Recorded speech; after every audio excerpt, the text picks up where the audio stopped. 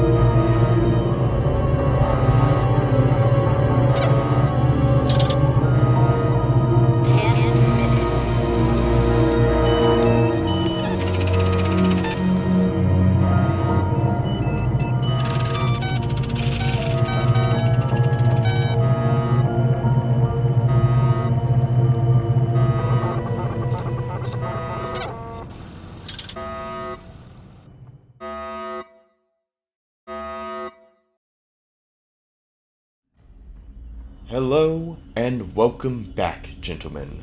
I am your beloved Game Mother, and once again, the time has come for us to venture together into the Stygian maw of Nemo's Point. Sebastian, in the last session, your character Tyson Rios had stumbled upon a disturbing conspiracy. As it appeared, the working Joes had begun showing signs of self-agency, acting out of character, and possibly have even committed sabotage on the colony radio tower. With growing concern, you took your discoveries to your colleagues, only for them to mostly fall on deaf ears, with only your good friend Henry Kipp seeming to show any real interest. Jacob, you, on the other hand, found yourself at the center of attention, caught up in a murder investigation. You were placed behind bars only to be temporarily released, pending on further investigations. Your two co-workers now follow you to try and reach the bottom of whatever happened to your lover, Laura. But tragedy never seems far away, as within mere hours of your return home, another victim had been made, only yards away from your apartment. A poor soul had been dragged into the ventilation shaft, kicking and screaming. There is more to these disappearances than a simple murderer. And finally, Justin. You had made your reputation for yourself amongst the colonial marshals, a true troublemaker. After assaulting the local authority and fleeing the scene, you were eventually arrested and sent to the detention center, where you got to meet a familiar face. Here, however, things only seemed to go from bad to worse, as it was not long before you came face to face with the sheriff who accused you of being responsible for the destruction of the local radio tower, and left you in the company of Nemo's Point's worst offenders. Virgil Custis, a serial killer and cannibal. He had nearly escaped thanks to the Seegson synthetics, and planned on adding you to his large body count, but luck was not in his favor, for you watched as the working Joe beat this criminal to death, slamming its fist into its skull again and again. There was no hope for him, and now you may wonder if there might even be any hope for anyone on this rock anymore. Welcome, my friends, back to Alien Monsters on LV-500. Woo! Okay, Yeah. So, now, due to the length of period in which we all last engaged with this module, I would like to remind each of you that of the mechanics afforded to your characters, just because it's been so long since we last played. On each of your player sheets, you may find a skill listed under talents. You all have something that you can bring to the table. Jacob, with your talent, Inquisitive, I believe you are always seeking to expand the boundaries of knowledge. You can push any skill roll based on wits twice, not just once like the other characters. Each push increases your stress level by 1. Justin, your talents, Resilient, makes you one of the hardest folk surviving out here. You can roll for strength, attribute only, no skill, at any time you suffer damage. You can't push the roll, which does not count as an action. For every 6 you roll, 1 point of damage is eliminated. If all damage is eliminated, you suffer none at all. Obviously. Okay. And as for Sebastian, your talent, Hard Hitter, allows you to get a +2 modification to close combat if you sacrifice your fast action. And everyone has a slow and a fast action during combat. You can either have 2 fast actions or a slow and a fast action. That's the trade-offs you make when you're in combat. All of these talents will assist you in your journey across Nemo's Point, so best remember them. And remember that you may always ask me to push your rolls if you are not satisfied with the result, other than for Jacob, thanks to his talent. You may only do this once per turn, or per whatever action you take, allowing you a second chance at a roll. But for every push, you do gain a stress dice. And last, but not least, for every 6 you roll, you may spend a dice on a stunt. I have listed them in action instants in the Discord server, so whenever you need them, they will be there. And that's basically it. That's all the stuff I needed to go over. Now, I do have your stress checker here, everyone. Jacob, you have 4 stress. Sebastian, you have 5 stress. And Justin, you have 3 stress. This is where we are starting off. Not to mention a broken bottle of liquor, which I'm still pissed about. Yeah, you still have that jack though, right? Yeah, it's like a maintenance jack. Okay. Shit. Where did I put a pen? Fuck, I'll be right back. Is everyone alright?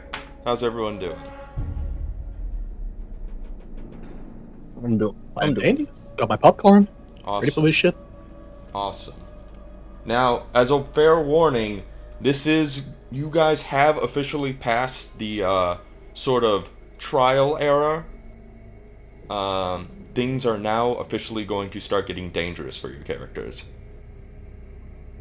Okay. So this is the point of no return.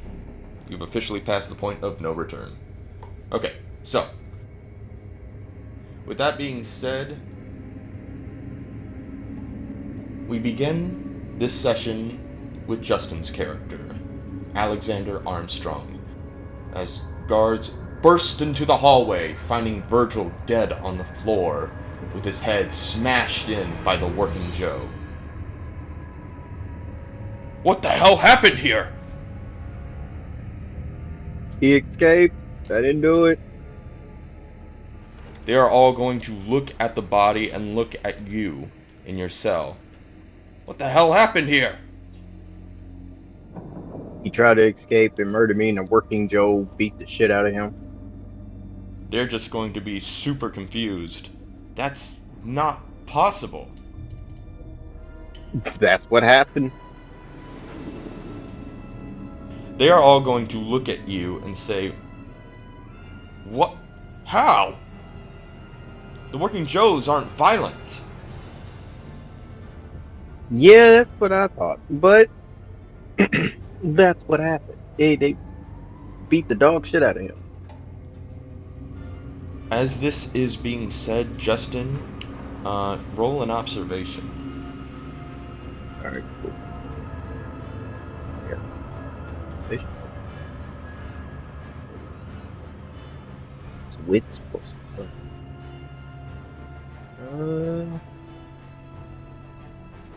Dice, where are you?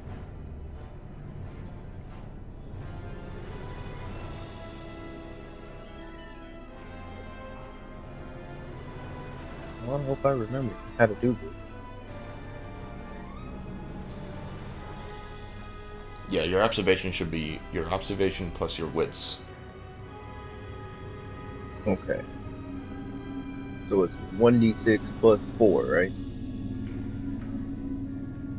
How much Yeah. is in your observation? How much do you have?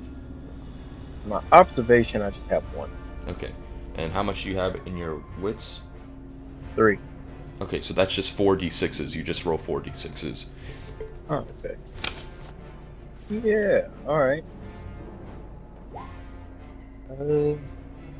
4, 5, 3, 5. Alright, now roll 3 of your stress dice. Okay. That's all 3d6 and stuff, right? Yeah, we all only using d6s, right? Yeah, correct. Okay. Alright, so you got 1 panic roll. No successes and 1 panic roll. So I'm going to need you to roll me a panic. Okay. And to do that, if I remember correctly, you roll a d6 and add your current stress level. And that's going to be what your panic is on the panic sheet here. Okay. Okay. Yes. So you got a 4 plus 3, so that's a 7. You get a nervous twitch.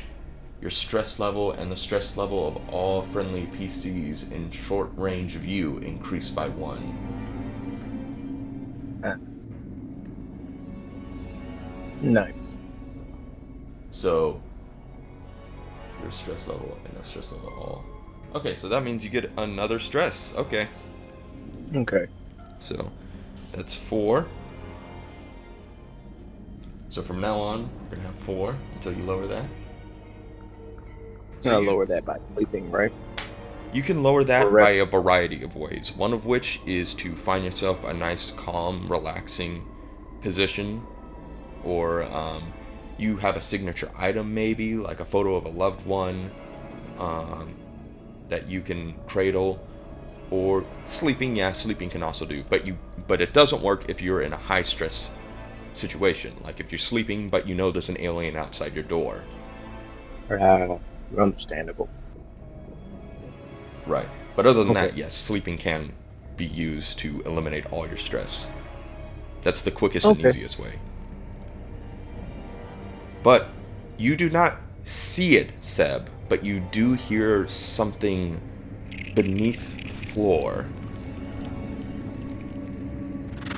Kind of moving around, but you can't really get a good idea of what that was. Maybe a rat?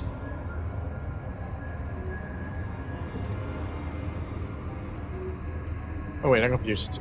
Is it me now? Justin, my bad. I'm sorry. Oh, my bad. Oh, so you talking to me? You Yeah. said I hear something. Yeah, Okay. Justin, you hear like a rat under the floor or something. But you don't really get a good look at it. Okay. Well, if I think it's a rat, I just shrug it off and just try to relax. Well, you try to relax, but unfortunately there is a dead body right in front of you, so it doesn't work.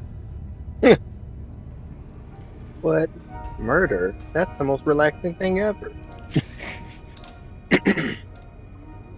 But yeah, unfortunately, the guards mostly accost you and try to get you to answer any of their questions on how this could have happened, what happened before, why was he out of his cell?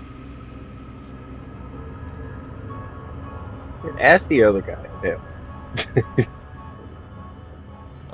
You mean the other prisoner? Yeah.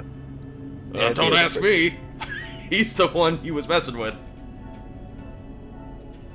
Shit, you're right.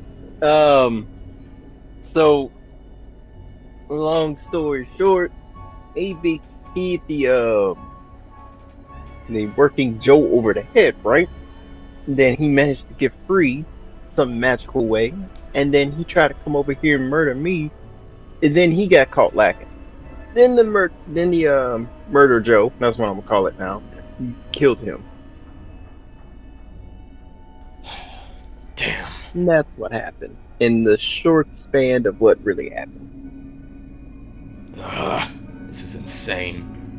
One of the guards manages to grab a hold of the body, and they just start kind of dragging him off. Great. This is way above my pay grade. And as he carries him off, that's when the sheriff is going to show up. And he comes in there all humdrum. He's like, "What the fuck?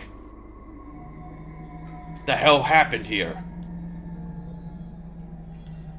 And they're going to tell him basically what you said happened. Also, you do see that there is another person behind the sheriff. The same priest that you saw earlier while coming into the jail, the detention center. Just a sketchy looking priest. And the sheriff is going to accost you directly and say, "What the fuck do you think you are doing?" And sitting in jail. That's what I'm doing. And talking to you.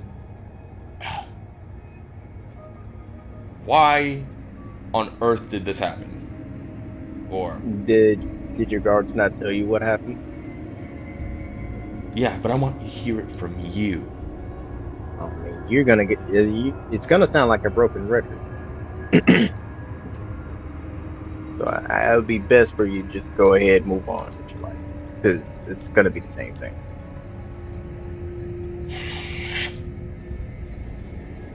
Damn. Fuck. Well, as this happens, something unusual takes place. The power then shuts off to the whole facility. All the lights go out. Okay. What the fuck? All the guards are going to be looking at each other, barely able to see anything. The hell was that? Y'all never experienced a power outage? Yeah, clown. We've experienced power outages before, but there shouldn't be a power outage. Hey, look, you're asking dumbass questions. You're gonna get dumbass answers. Well, what was the other thing? I heard someone else speaking. Oh, no. I was just making a joke, sorry. No, you're good. Oh, shit. Just gets from bad to worse. Alright. The sheriff is then going to turn around and point to one of the other guards and says, "You! I'm going to need you to go find us an engineer. Someone who can fix this damn mess." And the other colonial marshal is going to salute and say, "Yes, sir!" And then run off to go find anyone. You should run in pairs. Yeah, we don't need to listen to you. Okay. And when you motherfuckers die, don't come back to me talk about what happened to him. And the other colonial marshals and the sheriff are going to make their way over here. If they don't fucking fall over. And then the priest is going to take an interest in you, Justin. Hello there. Get you, priest. I am curious. I overheard your conversation earlier about how you were wrongly accused. Yes. I just want to know your story. No need. Always wrongly accused, but it is what it is. But why? What happened? Yeah.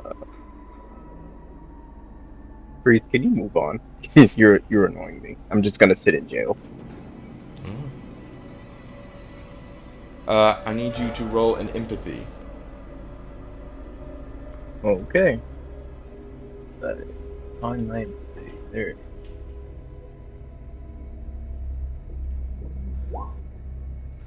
Three, and a 1. Alright. Now I need you to roll your stress. That's 4 d6s. Alright. 4, 3, 4, 3. That's alright. Alright. So no successes and no critical failures. The only time where the 1 would matter is if you rolled it on your stress dice. So you don't have to worry. Okay. Other than that, you don't really get much of a feel on what this priest's deal is. Like, he's really not doing much of anything. He's neither good nor bad. You're not really getting anything off him. But he just kind of nods and complies with what you said, and he kind of moves on. Like, oh, well, if you don't want to talk to me, far be it from me to curse on you.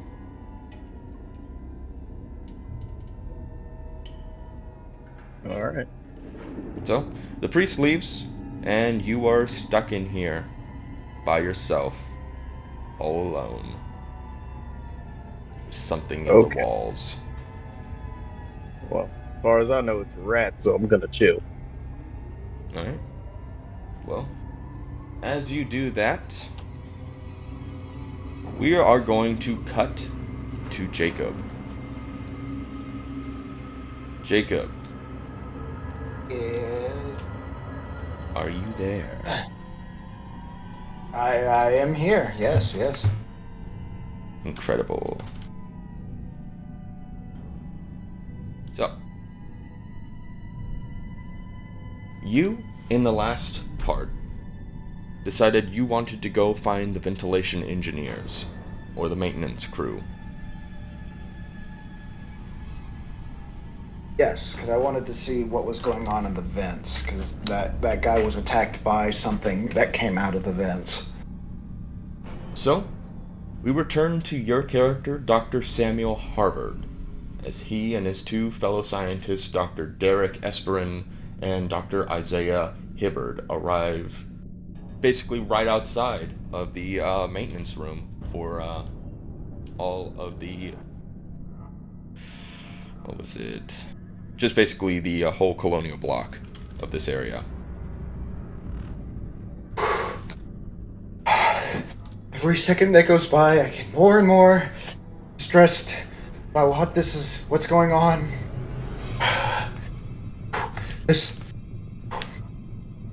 I hope we can make it out of here, and I hope we can find Laura before anything worse comes to be. Well, one of the doctors is going to place their hand on you and say, "Don't worry, we will get through this together." I hope so. Because whatever's in this godforsaken station that we call a home, it's going to start taking us out one by one. Whatever this thing is, we'll be able to fight it together. I'm going to make my way into the maintenance room. Alright.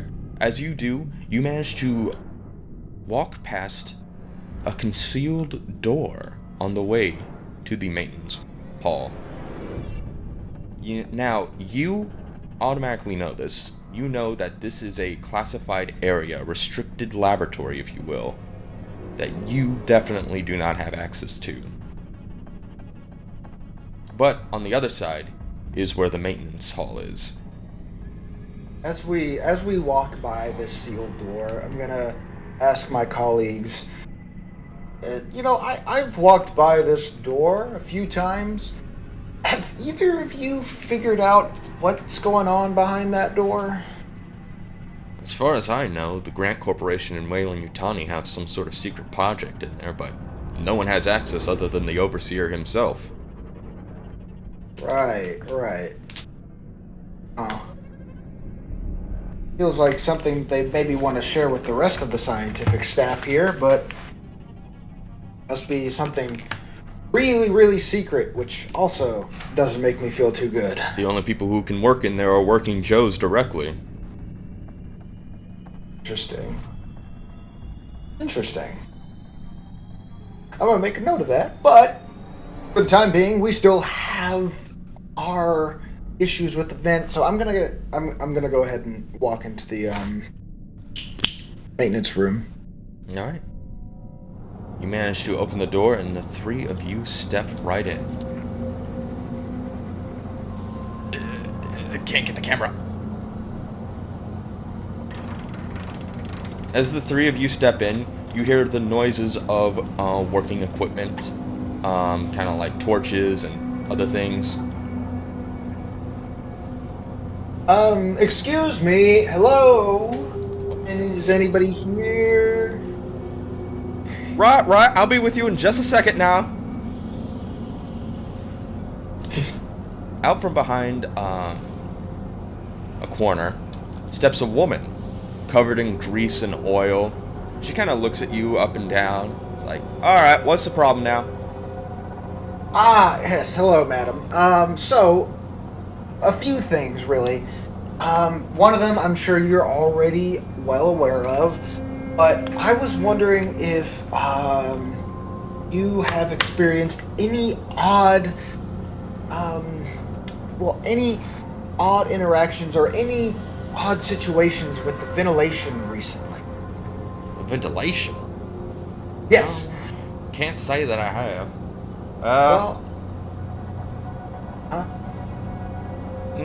Well, every now and then, we get children playing up in there, playing tag, hide and seek.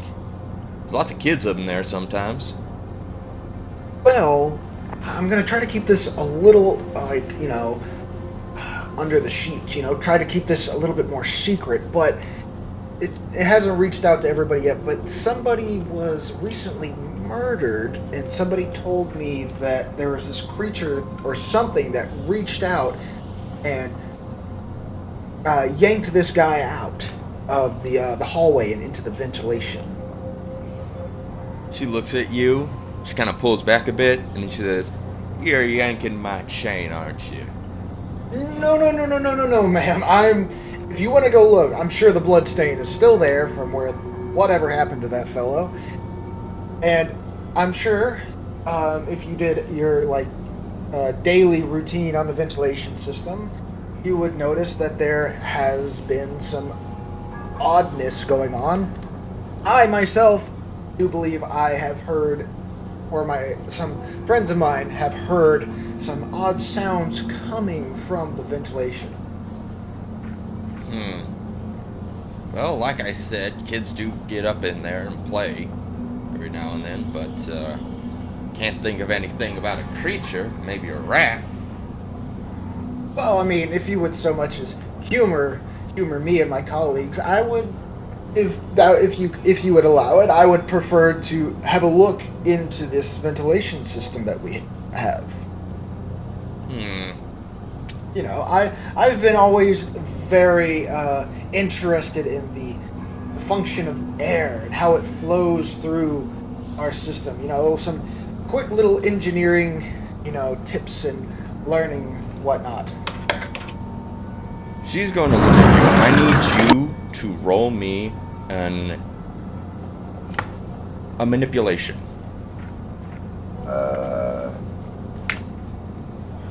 Okay. So my empathy is just 3, and I have a 0 in manipulation, so just 3. Yeah, that'd just be 3. Okay. Dice. Where's my dice? Fuck, I forgot how to... Wait, is that it? There it is, okay. Just a 4, a 2, and a 1. Alright. Okay, so then I need you to roll me your stress dice. And you have exactly 4. Yes. So I'm going to roll 4. Yay! Just 2 4s and 2 5s. Alright, so she doesn't really buy what you're trying to say here about you being a big ventilation lover of air. It's I like, mean, we all love air. We all breathe it. I don't know about this. I'm kind of busy right now. And that's when... Ma'am, Go ahead. I was just gonna say, ma'am, this may not seem very important, but it is extremely important right now that we check your ventilation system. Oh, the station's ventilation system, specifically the area where I told you about the disappearance / murder of a man.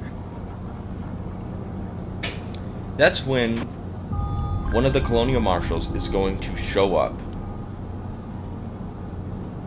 and basically come out and say, "Hey, Sandra!" And she's going to say, "Yeah? What do you need?" And then they just basically tell her that they need her in the detention center because the lights just went out. I'm gonna, as soon as I hear that, I'm gonna ask the officer, is everything okay in there? Huh? I just said the lights went out. And I am asking you if everything is okay. Well, that's not really your business. It is, since I have a friend in there right now. Oh yeah, I recognize you. Aren't you the killer? That is not proven yet, sir, okay? There's still yet to be any real evidence for that. And your two friends are gonna back you up, like, yeah, he hasn't done anything. See? I have witnesses. Or not witnesses, but I have reliable sources. Yeah, whatever. Anyway, Sandra, we're gonna need you up in the detention center. She's just going to nod and say, yeah, alright. Then she's going to look at you, Jacob, and basically say, you know what? I do got one guy.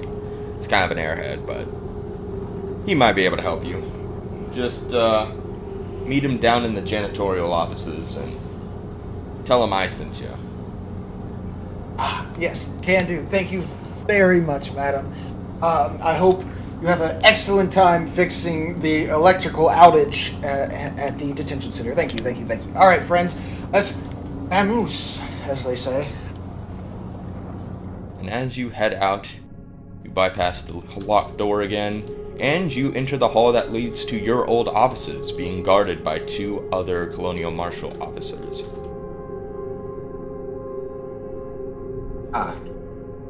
Oh, looks like we're not going to be in our station for a while. Looks like it. The two guards are gonna wave you off and say, go on, get out of here. I'm just gonna, as I'm walking away, I'm just gonna kind of like mock them a little bit, just like, oh, yeah. Did you say something? Oh, no, I'm just, I think there was something in my throat. And as you exit, you find something interesting. I need you to roll an observation. Observation. That I'm really good at.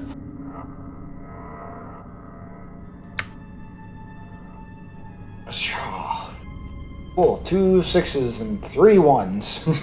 Alright. Now I need you to roll your stress, which is 4 d6s. A 6 and a 1. Okay, that is 1 panic roll. But on the stunt list, you can spend those extra successes on something in the stunt list for observation. Okay. Where's the stunt list? It's under actions and stunts. Okay, I see.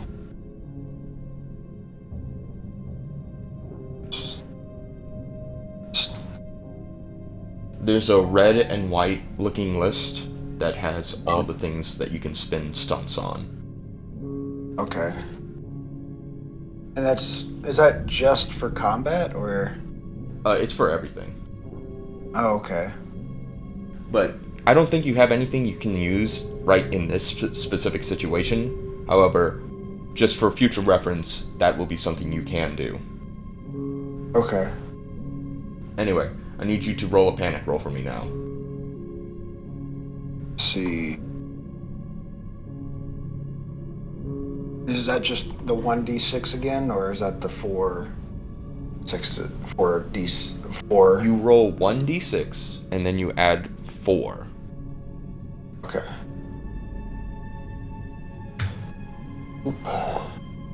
I got a 6, so 10. Alright. What is in 10? Let's find out. You freeze. You are frozen by fear or stress for 1 round, losing your next slow action.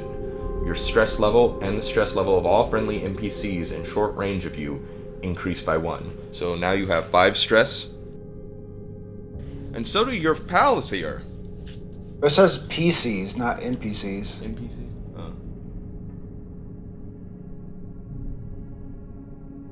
Oh, you're right. I thought it said NPC. You're right. Alright, I freeze where I am, because You just have a panic attack, basically. Okay. Doctor, are you alright?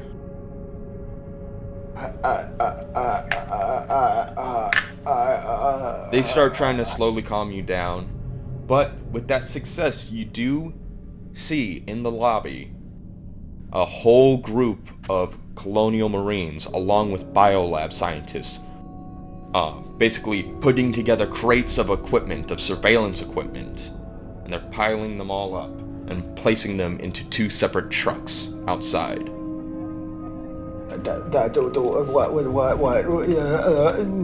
What's going on? Oh my god! And then your 2 friends look at you and tell you, it looks like they're going somewhere. Oh.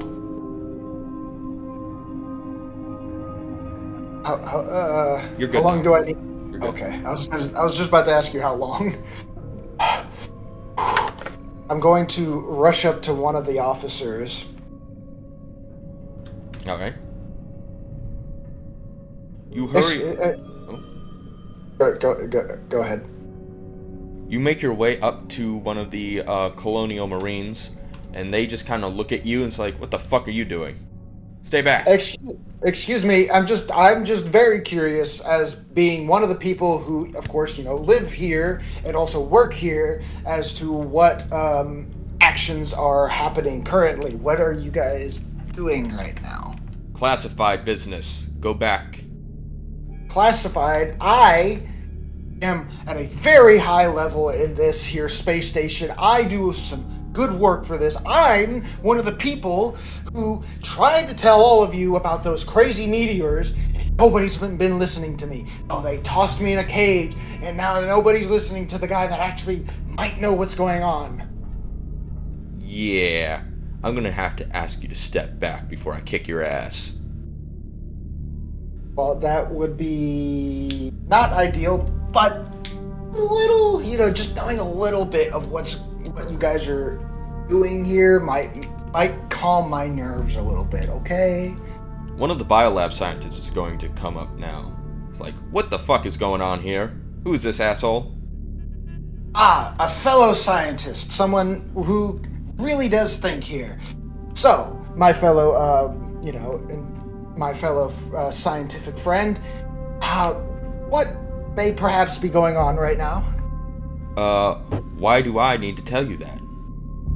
Because I am also of very high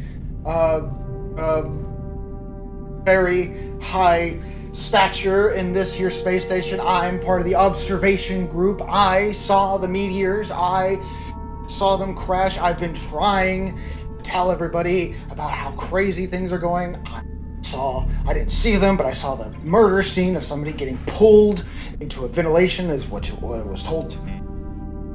I just want to know how you guys are dealing with that and what you guys are doing right now. I need you to roll an empathy.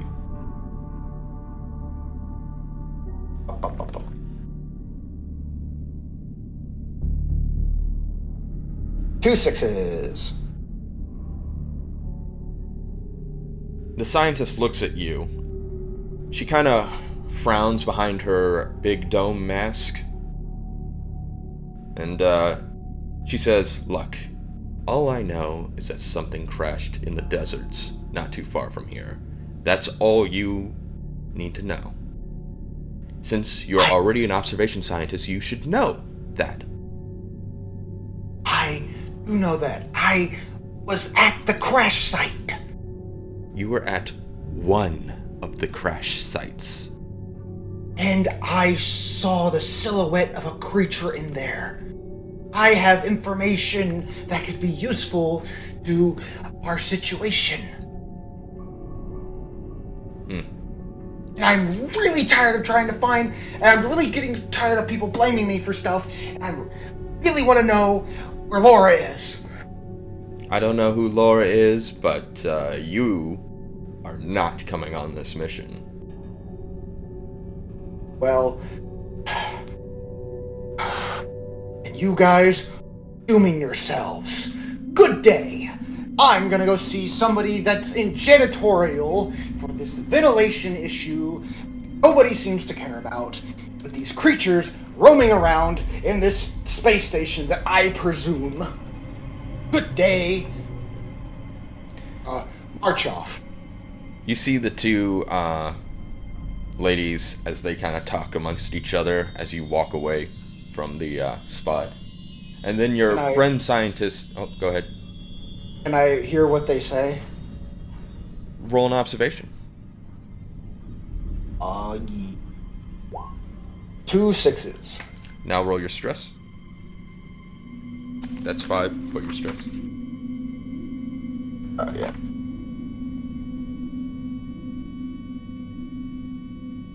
There's a 1. Alright. So I need you to roll a panic roll. Roll a d6 and add 5. 11. Oh, wow. What's your 11? Seek cover. You must use your next action to move away from danger and find a safe spot if possible. There's not really any danger here. I'm just going to... You seek the comfort of your friends. Yeah, I'm gonna run over to my friends and I'm gonna be like, alright, let's get the fuck out of here. I don't want to fucking talk to these people. I want to get out of here. God damn it, it's fucking stressful. They look at you and nod. It's like, what the hell happened? I don't know, there's a bunch of smooth brains over here thinking they know what what's going on. We're the ones that actually know what's going on here. As you do, you did overhear them, and the thing that you did hear was, you think he's gonna be a problem? No, he's an idiot. Well, I am the idiot that knows what's going on in this station. So help me, God. Well, as you do, you make your way through the hallways into the secondary lobby, and if you want to roll another observation, that's fine. If not, no loss. I think I'm fine. I want to try to prevent any more stress. Alright, that's fine. So as you do, you make your way to the main building, the main hallway, where all the apartments are, all the way towards where the janitorial offices are located, which is way all the way over here.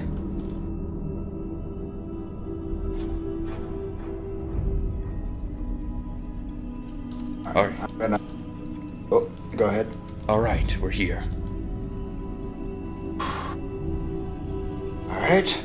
And I'm gonna walk right in. Alright.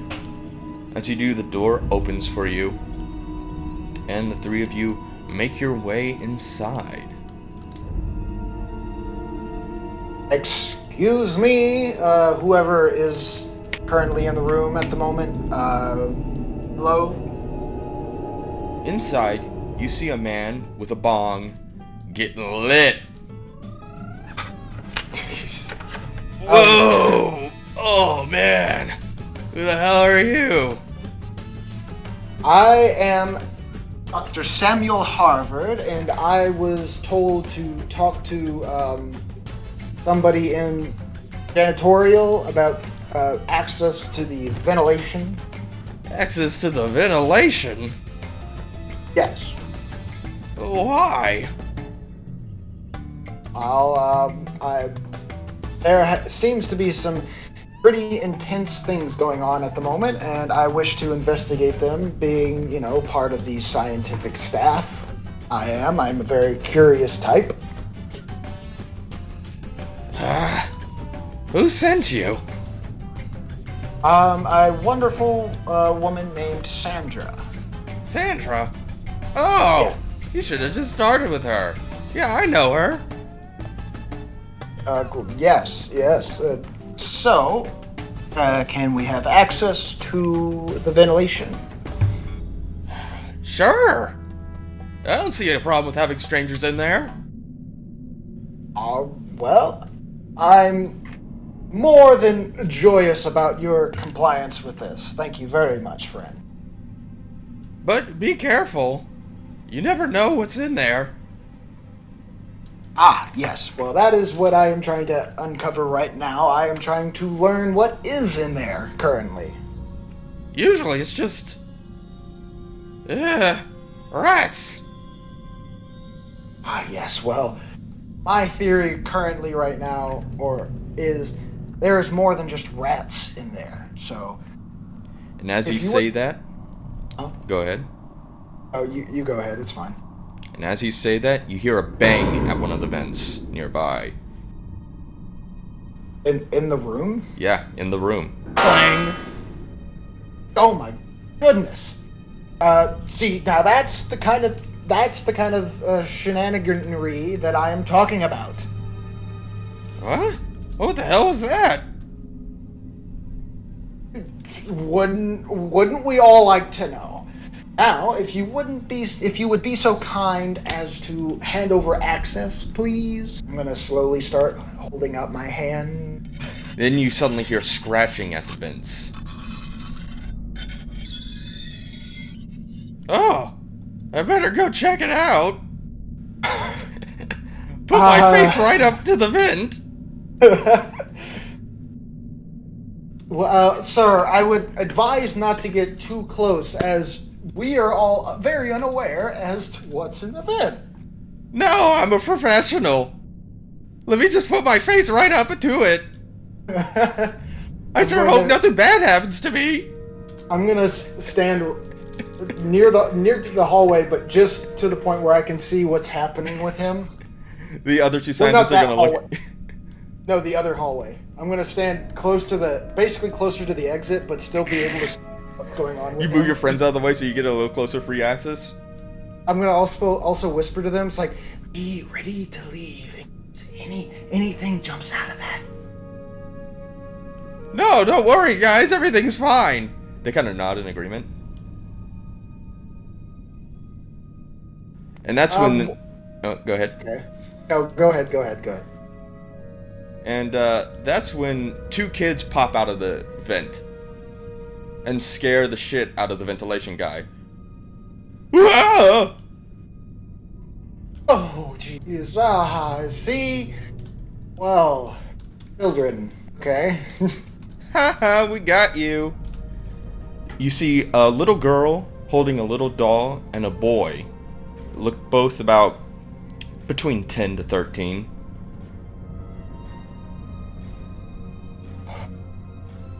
It is not safe to be going in that ventilation, children. There are creatures inside of this space station that you need to be very cautious about. The children kind of look at each other. The little girl's going to say, "Did you hear what he said about there's something being in the vents?" And the boy says, "Don't worry about it. They're just a bunch of old farts. What do they know?" I know someone has recently been killed by a creature that was in the ventilation. Skill issue. Is that what the kid tells me? I'm just gonna fucking look at that little kid like, you little insignificant runt. How dare you say skill issue to me? I am part of the scientific staff here. I know more than you'll ever know in your pinky finger. Is that the right? I think. Nerd alert! Well, when your body's being ripped apart by some creature, don't come crying for help from me. The little girl is going to say, like, I'm so sorry for my brother. He's going to slap the back of his head. Like, would you stop that?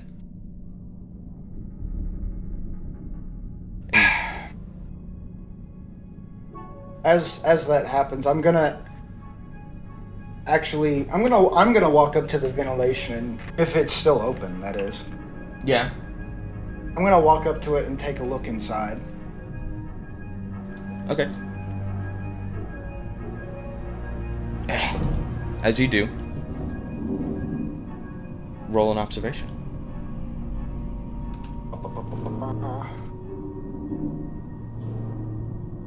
6 and a 1. Alright, now roll your stress. 5. Yay, no ones. Alright, so you got a 6. So, as you do notice that there are tiny claw marks along the walls, but they're really small. Like a rat, maybe. Can I see in here? Yes. 'Cause Okay. it's just on the outside. Okay. But is it... I'm assuming it gets darker the farther I go into the vent. Correct. I'm going to stick my head out from the vent and ask the janitor for a flashlight. The janitor complies, and now you have a flashlight in your inventory. Yay!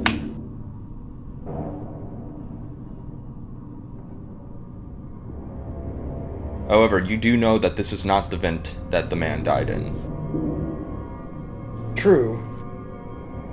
But using the flashlight, I do want to see if there's anything else in this area. Well, with that success on the observation, you do see something. You see a strange slime, similar to what you've seen before. I am... As I see this, I'm gonna walk back to the vent and I'm gonna call for my colleagues. One of you happen to have something I can contain something in, like just a little beaker or a little tube of some kind? There's something in here that I want to take a sample of. Isaiah Hibbard then says, "Finally, my model's chance to shine." And he I've been pulls out his holding beaker. these. I've been holding these forever.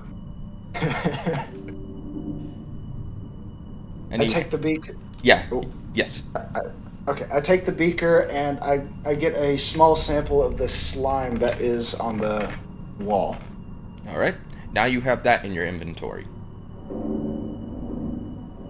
So if you're writing all this down, that's what you got in your inventory. Yes. I'm writing it down. All right. After that, I am going to leave the ventilation and again ask for the ability to look into the vents. Wait, isn't the vent just already open where I saw that guy get taken? The vent that you are just now in is, and the vent that you saw that guy get, or you didn't see the guy get dragged through, but yes, I didn't see that that. one is like burst open. The one the kids came out through came out like naturally, like they just opened it and they closed it behind them. But now I feel stupid. I could have just walked in there. I don't. Okay, okay. I'm gonna make my way back to the scene. All right. And as I'm making my way back, I'm going to show my colleagues the goo that I found. Well, the kids say goodbye as they walk outside of the janitor's office, doing their own thing. I will say goodbye to the nice one, the one that was actually nice to me. She looks at you and says, "Bye-bye." Farewell, child. And Hugo Hiley says, "So, we going or what? Are we going or what?" Sorry. Yes. Post haste, I would prefer. This has taken much longer than I would have ever liked. But, yes. So, do you want to go through the vent, or do you want to go outside to where the other vent was?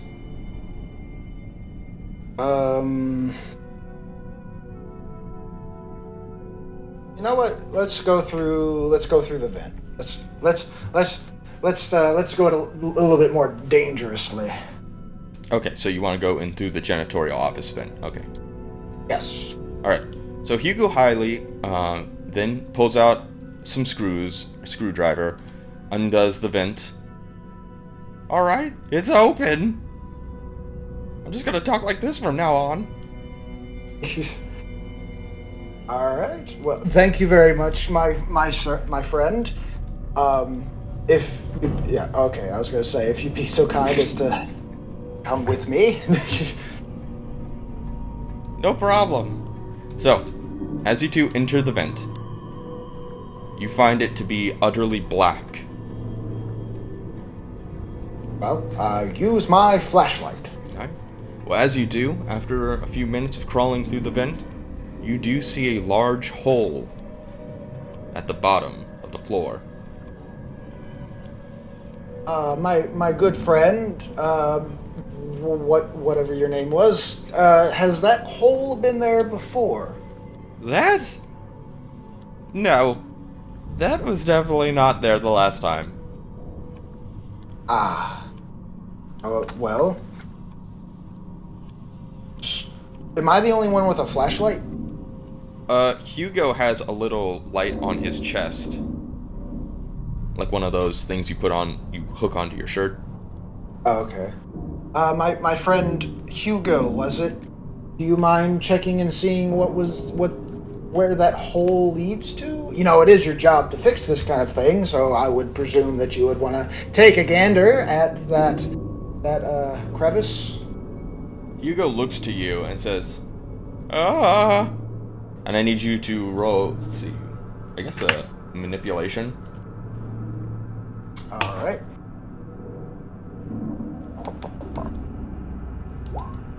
Yeah, 2 6s. Alright, now roll your stress dice. Oh, yeah. Oh, no, 1 1. Alright, well, roll your panic. D6 plus 5. Alright, I got a 5 plus 5, so back to 10. I freeze in place. Right. And you get another stress dice. Can I just, after this, just go drink some chai? I need to get this stress down somehow. Well, after seeing this hole, you freeze in place. It's just so evil looking. It's so holy. It's so hole-like. But yes, you do convince Hugo. He says, "Huh? Well, here goes nothing." And he dives into the hole. Well, I just told him to look. I didn't tell him Oh, you told him to look? Okay, well. Yeah. Then he gets up to the hole and he says, "Alright, I don't see anything in there." Is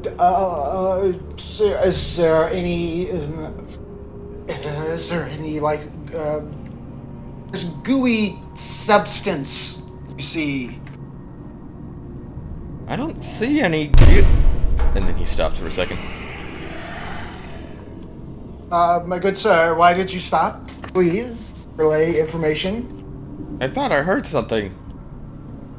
No goo, other than... And he pulls out his glove and it's like covered in blood. "Oh, that's a problem." Wait, is his hand gone, or is it just like... It's covered in blood, like from the victim. Oh my goodness. Oh my goodness. Okay, well, we need to alert the authorities as soon as possible that we have found a dead body. Or the dead body. Now there's no body. Oh. It's just blood. Oh.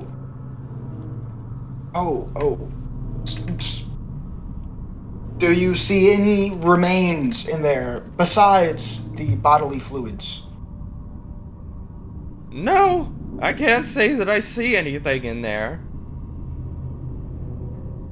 Maybe I should stick my head in real close. I would not advise that, my simple-minded friend. I do believe we should maybe, well, you know, maybe it wouldn't hurt so much as to know a little bit more of what's down in the hole. Can you maybe check and see what's in there? Okay.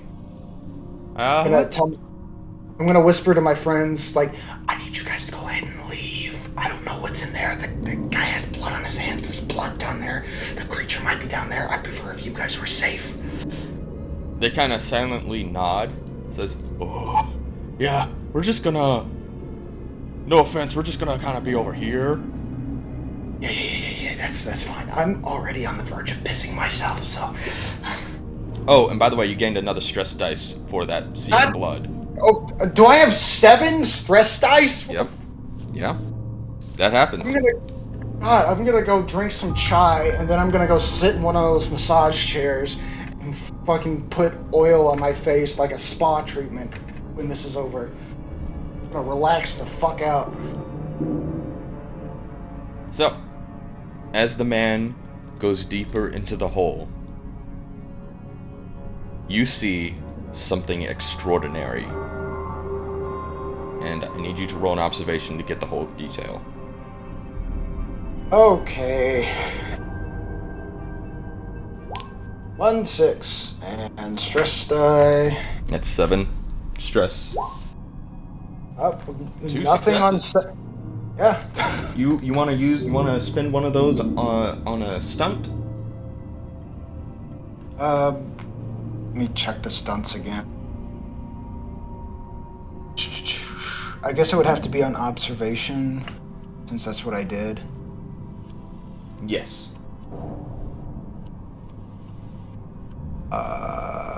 Do I have to use one of these options, or? Yeah, it has to be one under observation. Okay. Are there more of them close by?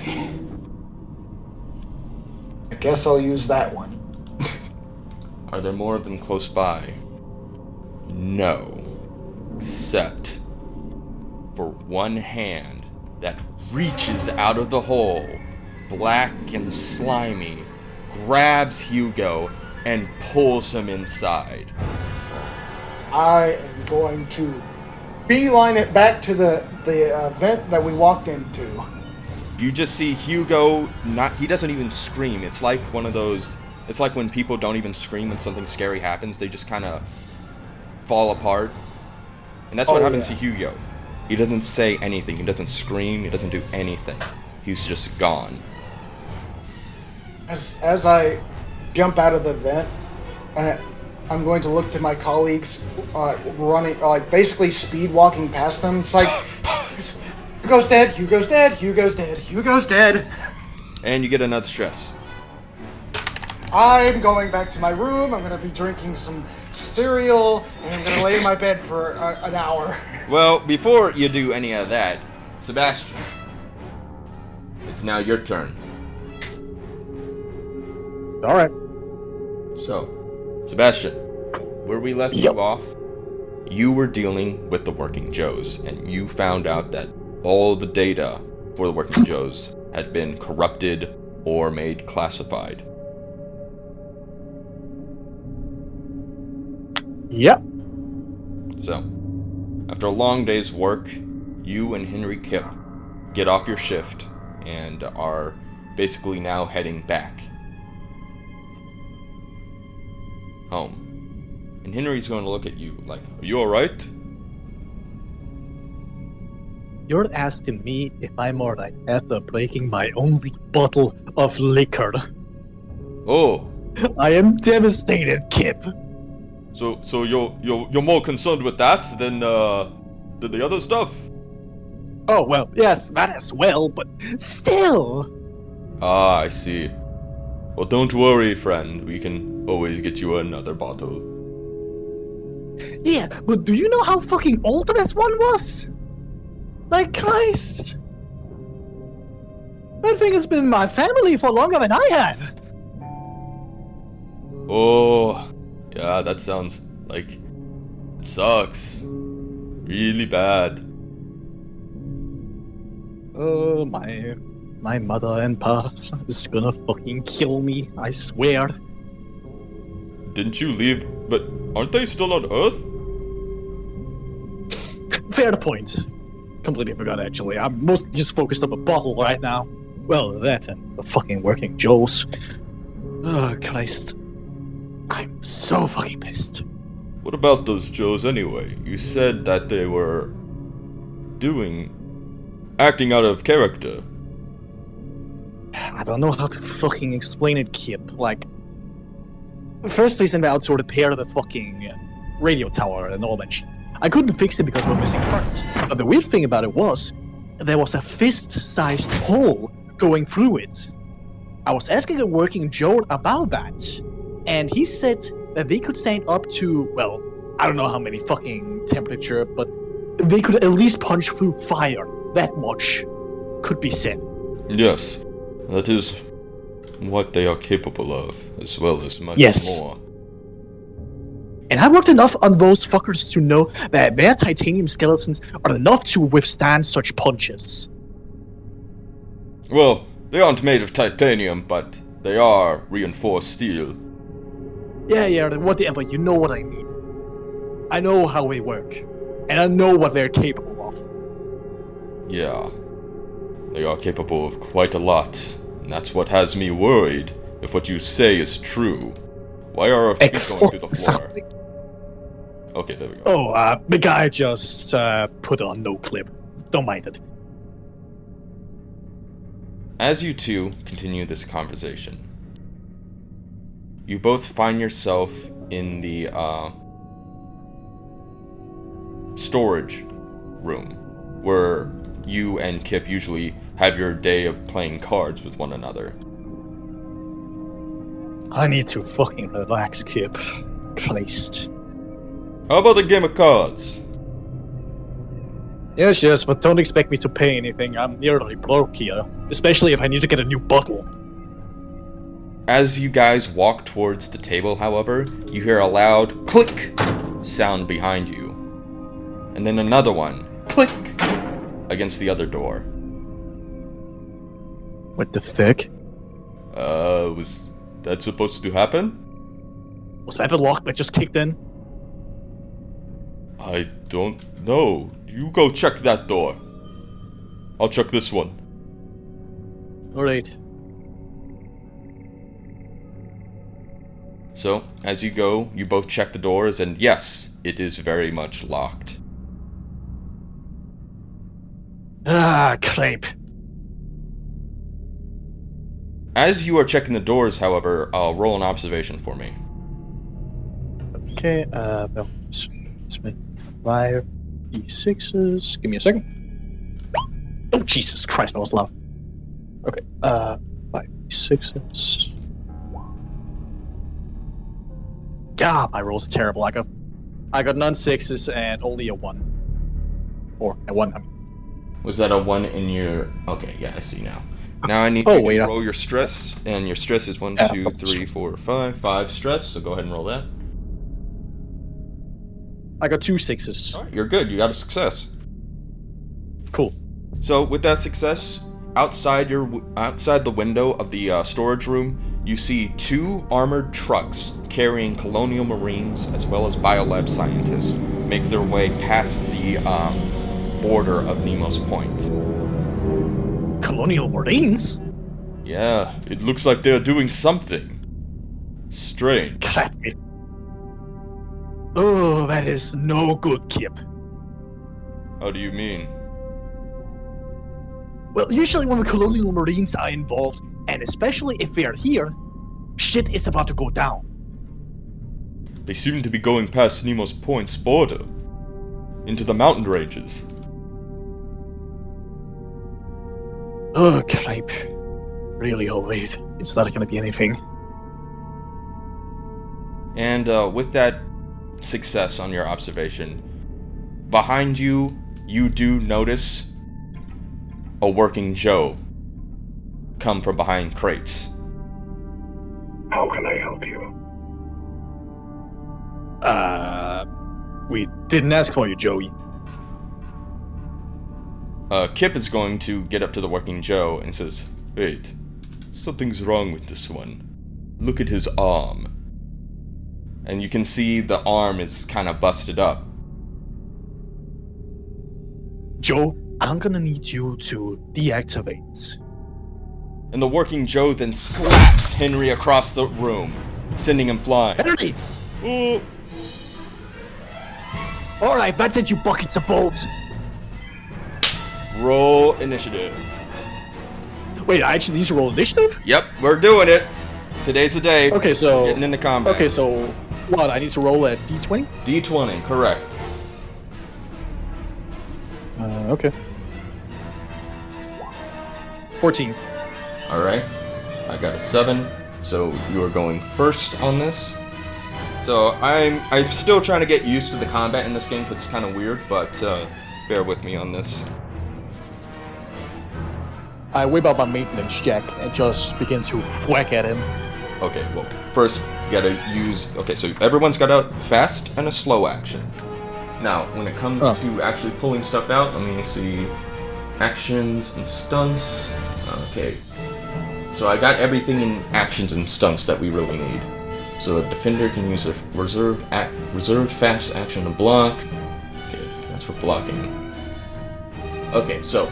I got a list at the very bottom of actions and stunts for what a fast action is and what a slow action is.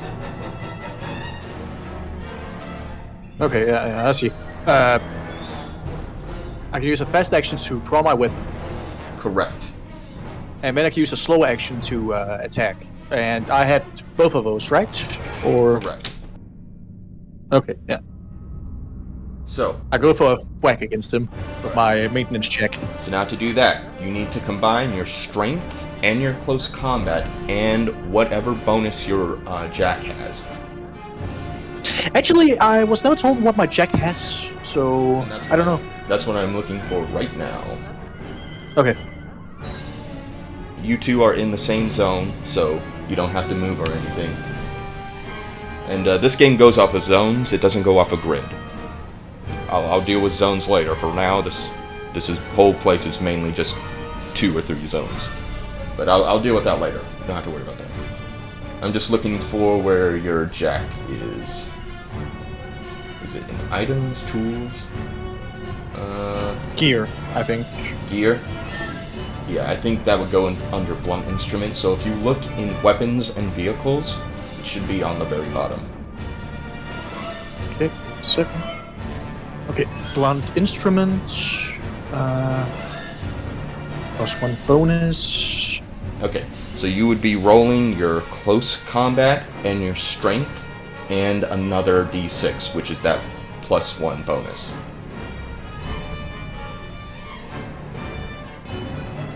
Okay, My armor rating is 4.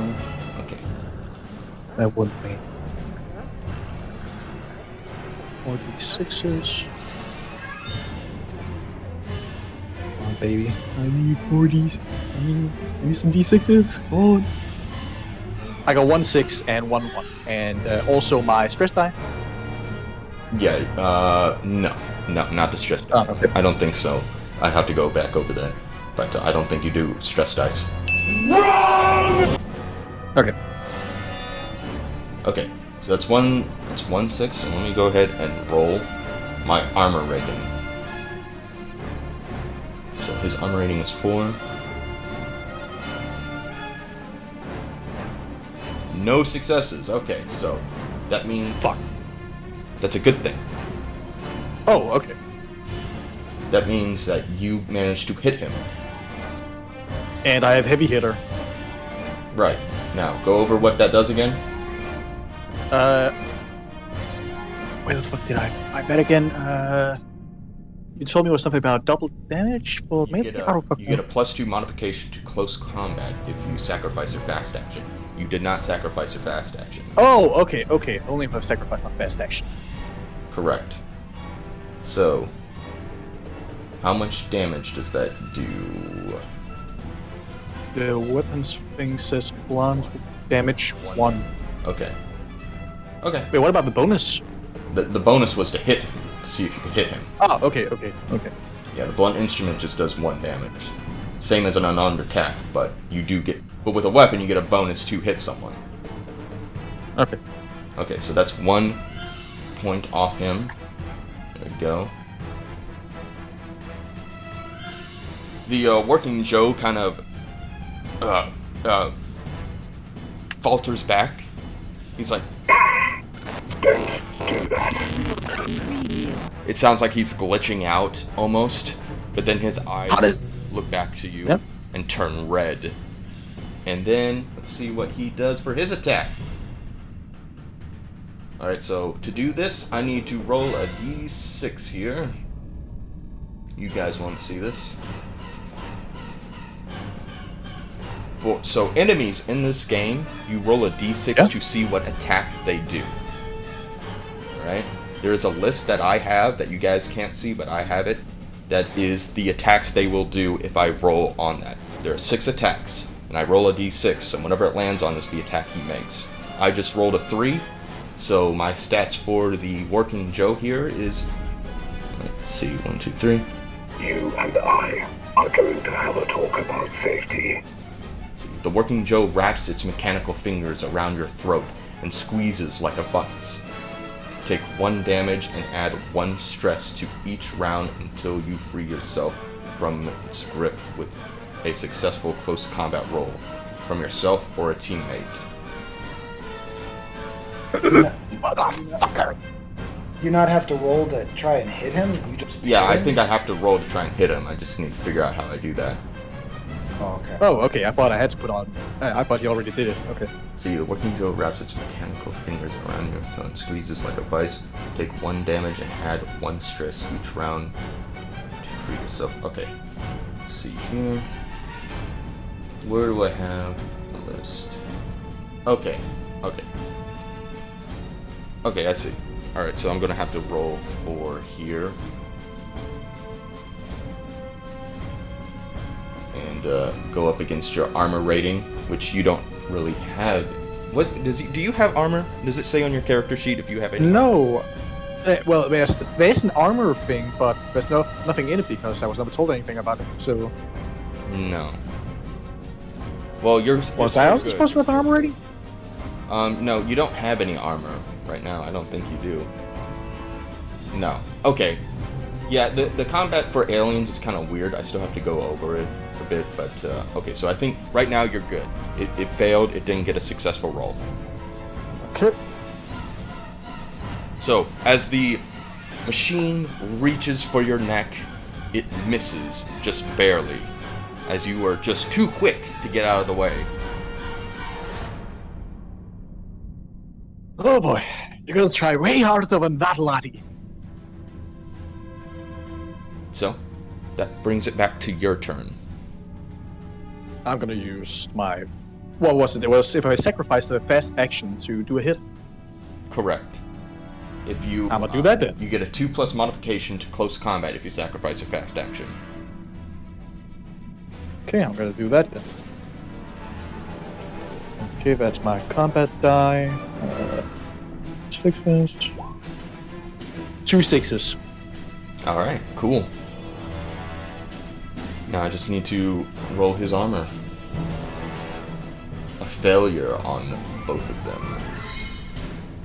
I assume that means you get 2 hits. Can't remember. No, I don't think that's what it means. Okay, no. So that's 1 good hit. It takes 2 damage from it. So you say hitter? No, that 2+ bonus was to hit something. Wait. Oh, I thought it was the amount of damage it did. Oh, okay. Oh shit. You did roll your close combat, your strength, and your weapon, right? Because it looks like you only rolled 4 dice.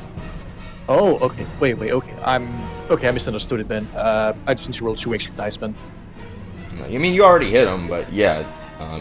You combine your strength and your close combat and whatever weapon. And my weapon. Yes. Okay, yeah. That's how many d6. Okay, didn't know. Okay, I didn't quite get that. Okay. So should you just roll that extra dice, or should you just leave it at that? You can just leave it at that. You've already got it, but Okay. I'm gonna have to go back over this. I'm not used to the combat in the system. It's way different than D&D.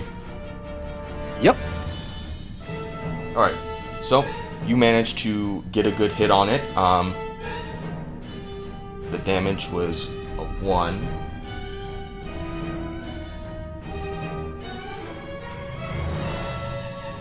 So, there you go.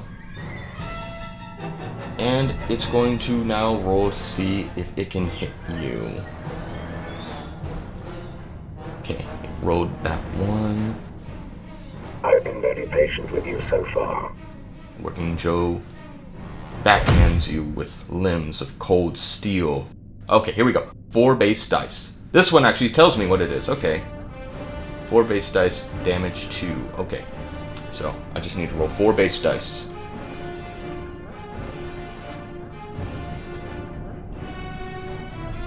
Alright. None hit you. Surprisingly. Whew. I just want to ask, what happened if he hit me with one of those? You would Or- get 2 damage. Yikes! Really? Yeah. Fucking hell. Okay, that's a bit much. And he follows up with another attack. Oh! Hold on. I gotta roll again, because he follows up with another attack immediately. Alright, that's 1 success. Ah, cripe. So you take 1 point of damage.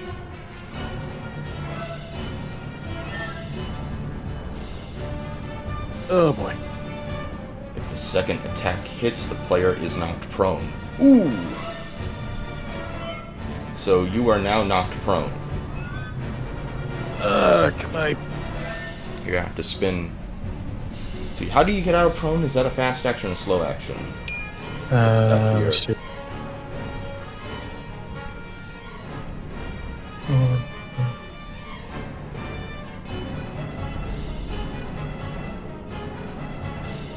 That's a fast action.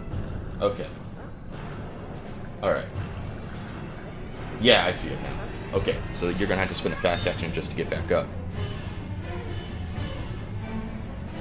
So, the metal creature or metal android looks down at you, almost mocking you in a way. And it's your turn now. Well, I use the fast action to get the fuck up, and then I just swing my maintenance check after its face. Alright. So go ahead and roll to see if you hit him. That's your strength plus your combat roll plus the bonus that you get with your jab. So that's an extra 1. Yeah, so 5 d6s. And I missed them all. I'm gonna fucking die, ain't I? It's at 1, 1, 3, 4, and 3. Oof. Yeah, okay. So the Working Joe is going to go in for another attack. Let's see what it gets. A 6. Okay. What was the 6? We hope you'll join us for the journey. Okay, this attack really doesn't do much in this scenario. He kind of howls or signals for other Working Joes nearby, but none come. Okay, I feel like there's some scaling in this shit that really needs some work if he actually fucking got more on me. Christ. Yeah, he would have been able to get more on you, but luckily for you, there's no other Joes in this area. Yeah, but I'm just saying, if there was. Oh, if there was, you'd be dead. You'd be fucked. Yeah, I'd be fucking dead. Yeah. Remember, guys, this is not D&D. So, Sebastian, with that being done, it's your turn. I'm gonna do what I tried to do before, but with also heavy hitter, so that's 66s, and I had 2. Wait, what? I need to roll 2. Should I? Yeah, fucking 1-6. I got it. The other one doesn't count because I accidentally rolled 2. Alright. Oh, wait. Yeah. I got 1-6. Alright, yeah, 1-6. Alright, so that's a success. So do you try to hit him again? Yeah. Right across the face. My maintenance check. Let me go ahead and roll his armor rating. Alright. Your hit does not hit him. Huh? He manages Oh, to block it fuck. out of the way. Alright. And so, let me go ahead and give him his next attack.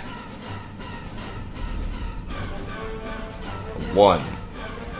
He is going to try and backhand you again. That's 4 base dice. 1 success. He Oh, hits fuck. you. Whack! And you take 2 damage. I'm dead. As it knocks you across the room, you just go prone onto the ground.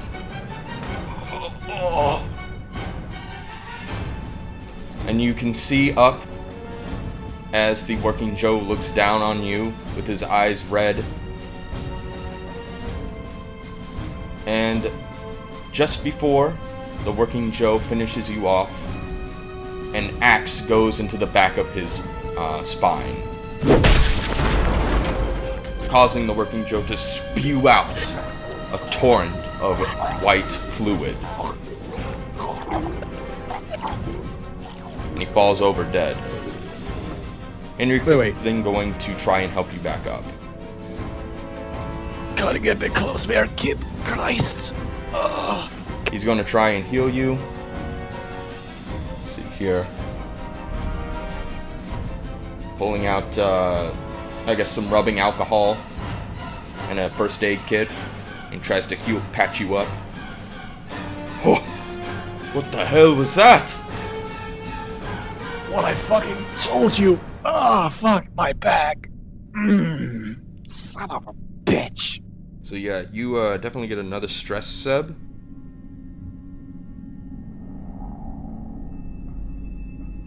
Oh, fuck. You get 1 more stress for that. Oh, fuck my spine. Really, thanks for the save, Kip, but Christ, couldn't you have been here a little bit sooner? Oh, fuck. I was knocked prone. I was getting my ass kicked. Well, But as I said, regardless, thanks for the save. at least we're alive. We need to fucking report this. Oh, fuck. I agree. We need to get out of here.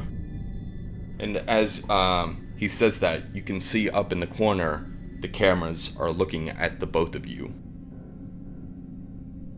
I flip at the bird. The camera shows no emotion. But I know it's watching nonetheless. Okay, well, Justin's not here, so he was going to be next. Jacob. Yes. You good? Yes, I'm still here. Awesome. As you burst out of the ventilation, you see your 2 colleagues looking at you with worried expressions. As I stated before, I'm basically speed walking past them, exclaiming, "Hugo's dead! Hugo's dead! Hugo's dead! Hugo's dead!" What happened? What happened in there? We need to leave. The 2 just kind of follow you outside of the janitorial office.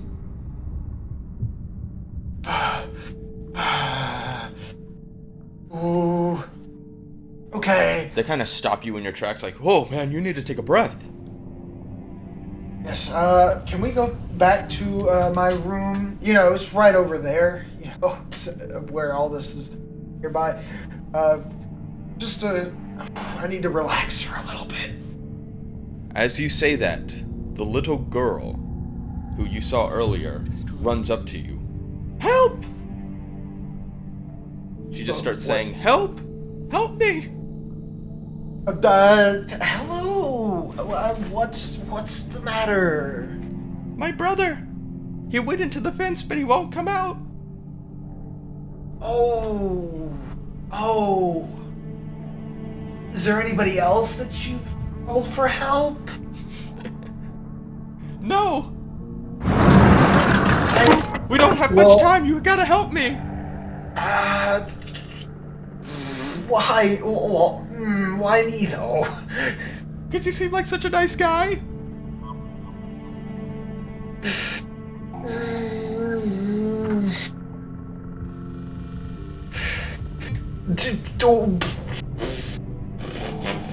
Okay, well, we'll go see your brother. What happened again? Tell me exactly what happened. We were playing hide and go seek, and then he went into the vents, but he didn't come out.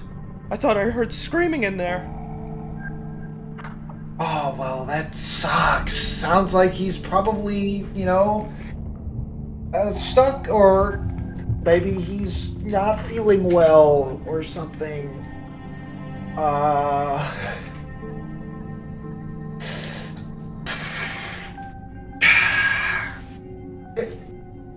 Can we go ask one of the officers to help get your brother? Well, as that goes on, you do actually see one of the officers walking by, guarding the vent covered in police tape. Officer, hello. Yes, we seem to have an issue with a child. Something seems to have happened to him. He crawled into the ventilation, and apparently his sibling here is in distress. What? Why would anyone go into the ventilation shaft? Don't they know that that's dangerous? Ah, yes, that is exactly what I am thinking. And wouldn't it be so kind as for you or one of your friends to help out this adorable little girl find her brother? The officer just kind of looks at you and the child, and I need you to roll an empathy for me.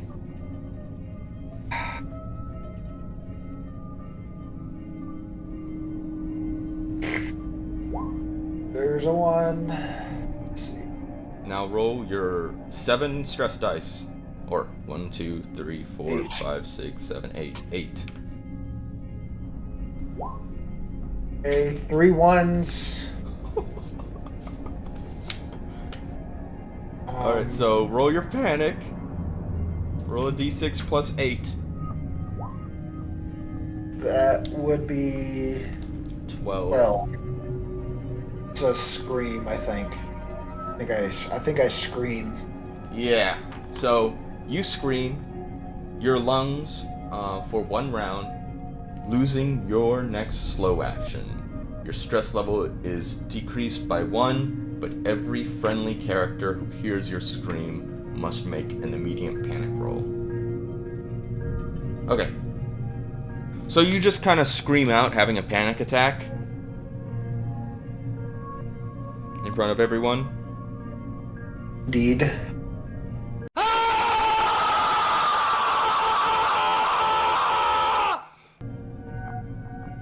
You freak out the guard, who's just like, what the fuck? I'm sorry, there's just a lot going on right now, and Get away from me, you weirdo! I'm sorry. I don't want to make anything worse, but the janitor has just been deceased, and What?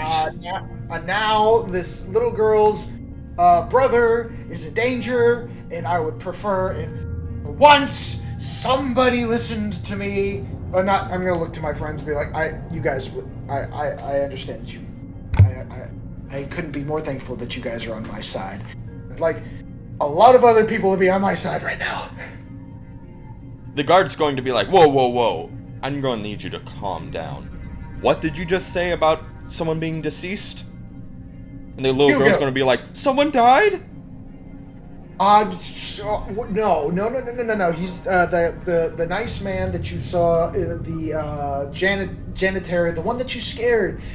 He's also having a really hard time. He is struggling right now, and I'm gonna look to the guard. It could be really nice if somebody could go check him out and see how he's doing. So he isn't dead. No, I mean, yes, but he's not feeling too well. I'm gonna like wink, wink, wink. The guard's gonna be like, so do you want us to help the kid or do you want us to check on the guy? Can't you do both?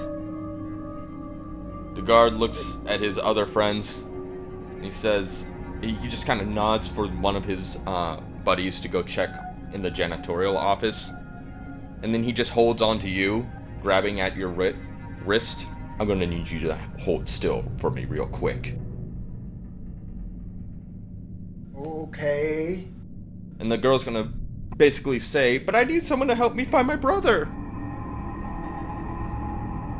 And your two compatriots basically say, we can go check the vents to see if we can find the brother.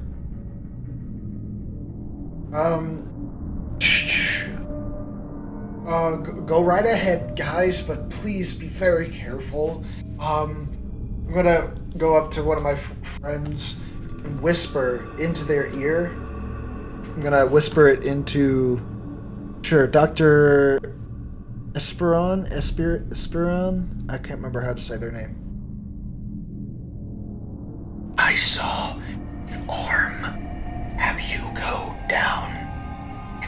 I don't know what happened to Hugo. Very careful.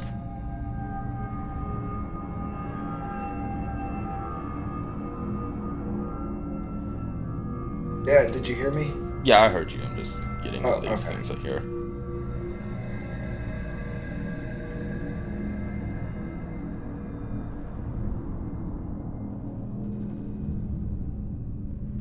So, as you whisper that into his ear, he's going to look at you with a very terrified look.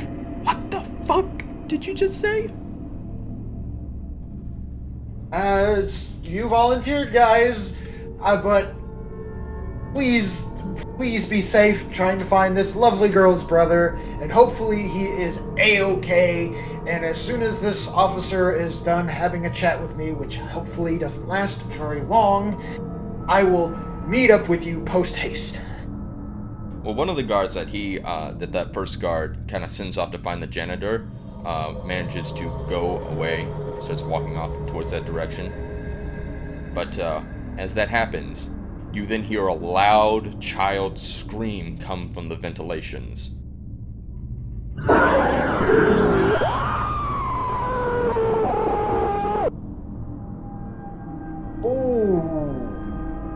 The guards look to each other and they're like, oh shit. And they just kind of storm off towards the vent. And do you want to roll an observation? I'm gonna look at the little girl and I'm gonna be like, okay, so which vent did your brother go into? She kind of points towards the vent where the scream came from. Oh, well, I'm sure that's just another kid that might be stuck in there with him, and maybe your brother's even helping that kid out. So he went in that one exactly. Well, like you asked, let's go see. But just to be safe, I'm gonna need you to stay right here and not look into the vent. Don't ask why, just, I'm a scientist, believe me. So, your two colleagues are also going to go with you towards the vent.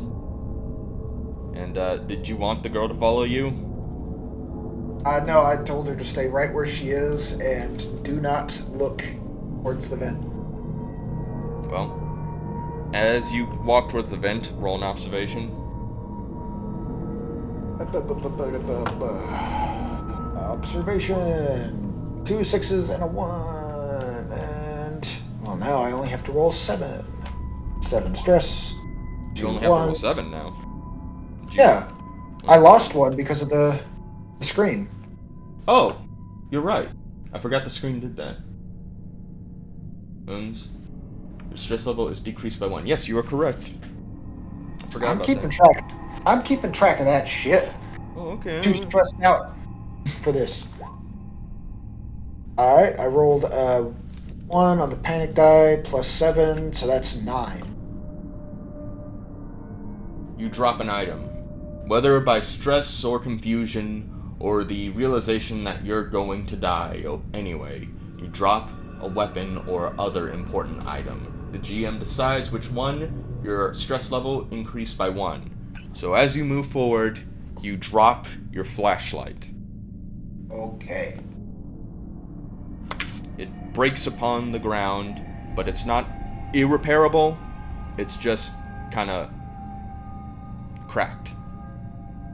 That's a fragile flashlight. Yes, that flashlight could go off on you at any moment. You never know. Alright, what did I see? I still got 6s on the observation. You see a trail of blood gush down the ventilation shaft. I'm gonna motion to the officers. Well, yeah, you guys gonna open it? They just kind of look at you and like, I guess we are. And as they open it, you get a little glimpse at a large, dart-moving object. It moves like a dart through the vent, about the size of a human. Does anybody else see that? No, only you do. I'm going to point out, that's what I saw! That's what I saw! Grab Hugo! What the fuck? What'd you see? Your colleagues are gonna look to you. It was this big, dark creature. It was about the size of me or you. Also, you get a stress dice for that, because you saw the thing. Come on, man, I'm already at 9. I'm sorry, but that is part of the rules. If you see the creature, you get a stress. Maybe we should nerf the rules a little bit. Nope. Because you are going to be just fine. So I almost died.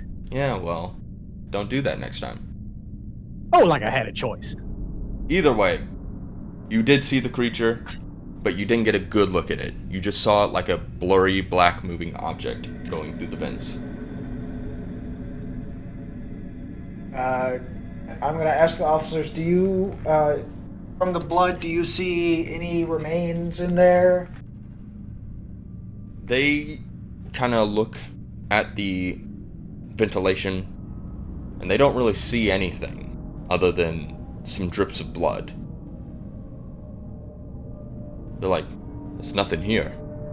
It seems to be trailing off deeper into the vent.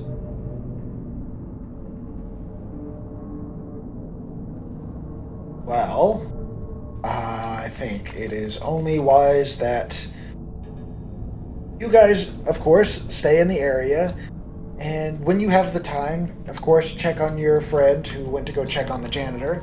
Meanwhile, me and my friends are going to escort this child back to her room, seeing as how this area is no longer safe. Did something happen to my brother?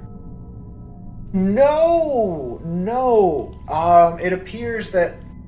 Well, I'm sure you know what this here substance is, but it doesn't seem to be your brother's. No. It doesn't seem to be your brother's. Which room do you guys stay in? Me and my friends here would love to take you back. I'm sure you're very worried, and I'm very worried, and it would be very wise to relax. She looks at you and says, we usually stay in room M. Well, show us the way. And while we're on our way, you can tell me a little bit about your little friend that you got there. Oh, this is Molly.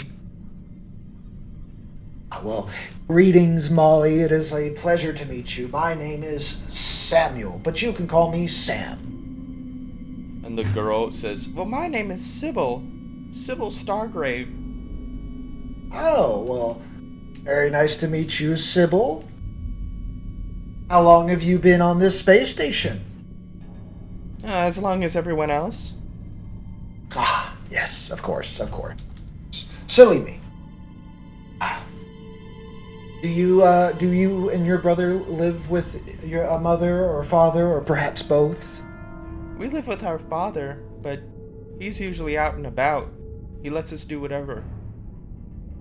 Ah, well, as I said, it does not seem like that area is safe anymore, so it would be very wise for you to stay home this time, as we are going to help look for your lost brother.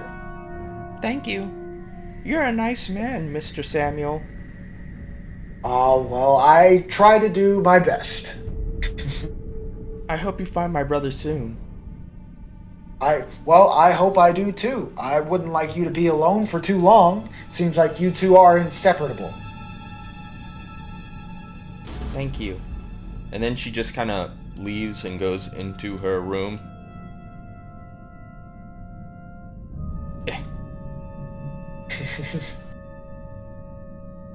And closes the door. Well, I feel rather horrid right now for possibly lying to that child. And your two associates are going to be like, what the fuck are we going to do about this? I need... First things first, I would love to calm down. I'm going to... You know what? I'm going to go to my room, and I'm going to calm down. Meanwhile, can we come too? You are more than welcome to, but I feel like it would be very beneficial for the whole complex to be made aware of what is going on, and personally, I would love to let the overseer of this entire complex know what kind of horrible things are going on. Okay, so, first things first in the morning, we find the overseer. Sounds like a plan. Sounds like a plan.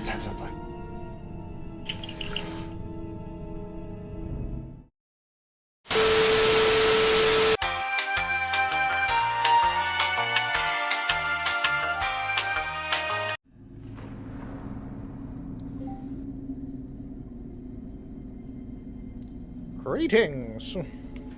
Heyo. Alright, hold there. 4. All right. Oh boy. Okay. You good, Justin? Yeah, I'm good. Finally made it out the restroom.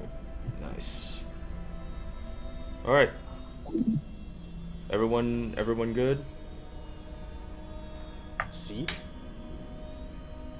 Alrighty then. Hello and welcome back, gentlemen, from our admittedly longer than expected break. I know we're all a little anxious to get back at it. It seems like the universe was against us or something, trying to keep us apart.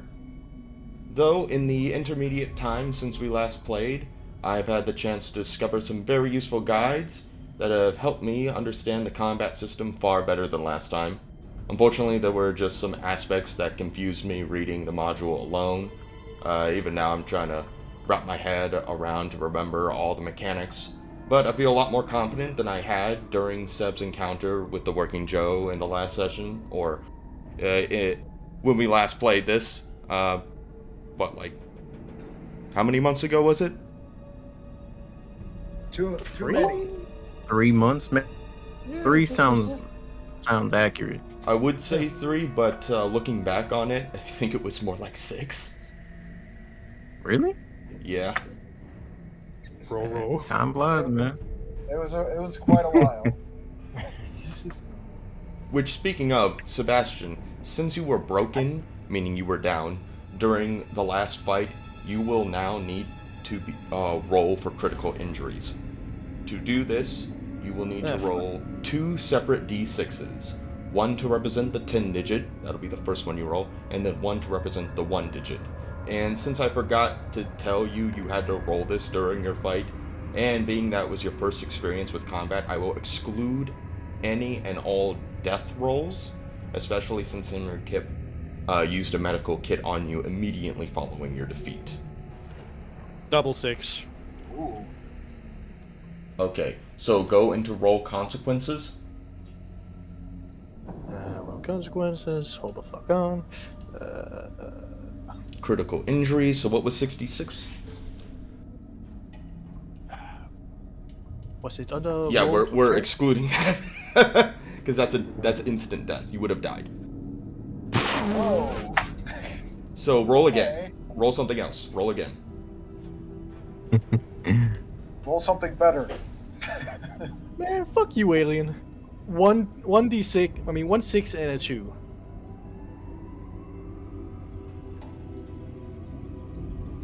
A ruptured artery. You get -2 on your stamina.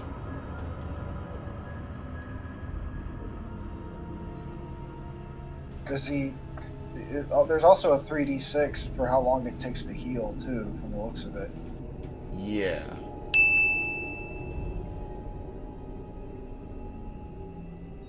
That is. Where do you see that? Like, I only see from 11 to 66, I think? Yeah. I don't see 10, I mean, from 0 and to 10 at all. Hold on. You're actually gonna have to roll again because that's also fatal. For fuck's sake! Well, stop rolling 60s. Well, how's that? Fuck fatal? you! It just says -2. How is that? If you look right next to injury at the very top, it says which ones are fatal and which ones aren't. Since he's not nearby a doctor, it's going to be fatal. A Yeah, 2 and a 4. Yeah, but he used the medical kit on him, so he shouldn't be fatal. Just give him the -2. I'm going to go ahead and let Sebastian roll again, just because I don't A 2 even and want a to. 4. Okay. The reason being is since it's been so long since the last time, I'm still a little fuzzy on all the You got mechanics. your teeth knocked out. Yeah. Okay, yeah. So your teeth, not all your teeth, but some of your teeth got knocked out, Seb. Your manipulation is -2. Manipulation. It's just not permanent. So, if I have, for example, a 1, does that mean I have a -1 to manipulation?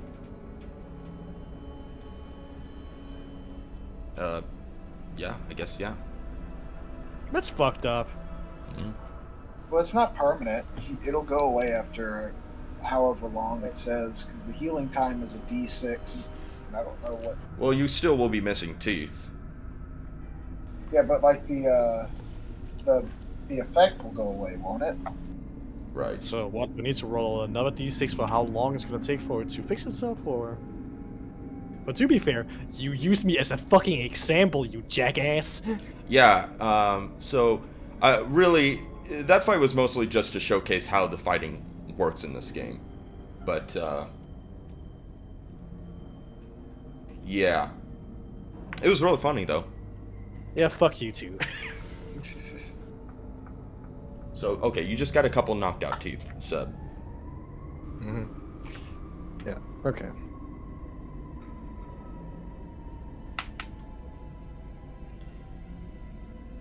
Alright, so I wrote a lot of this down about 6 months ago, or 5 months ago. But, anyway. Any character who is broken or drops to 0 health must roll for critical injuries. And if they survive the roll and are attacked again, they must roll again. Those who survive can only crawl and mumble through their pain. You can't perform any other actions, and you can't roll for any skills until you are either seen to with first aid, or you automatically recover 1 point of health after 10 minutes or 1 round.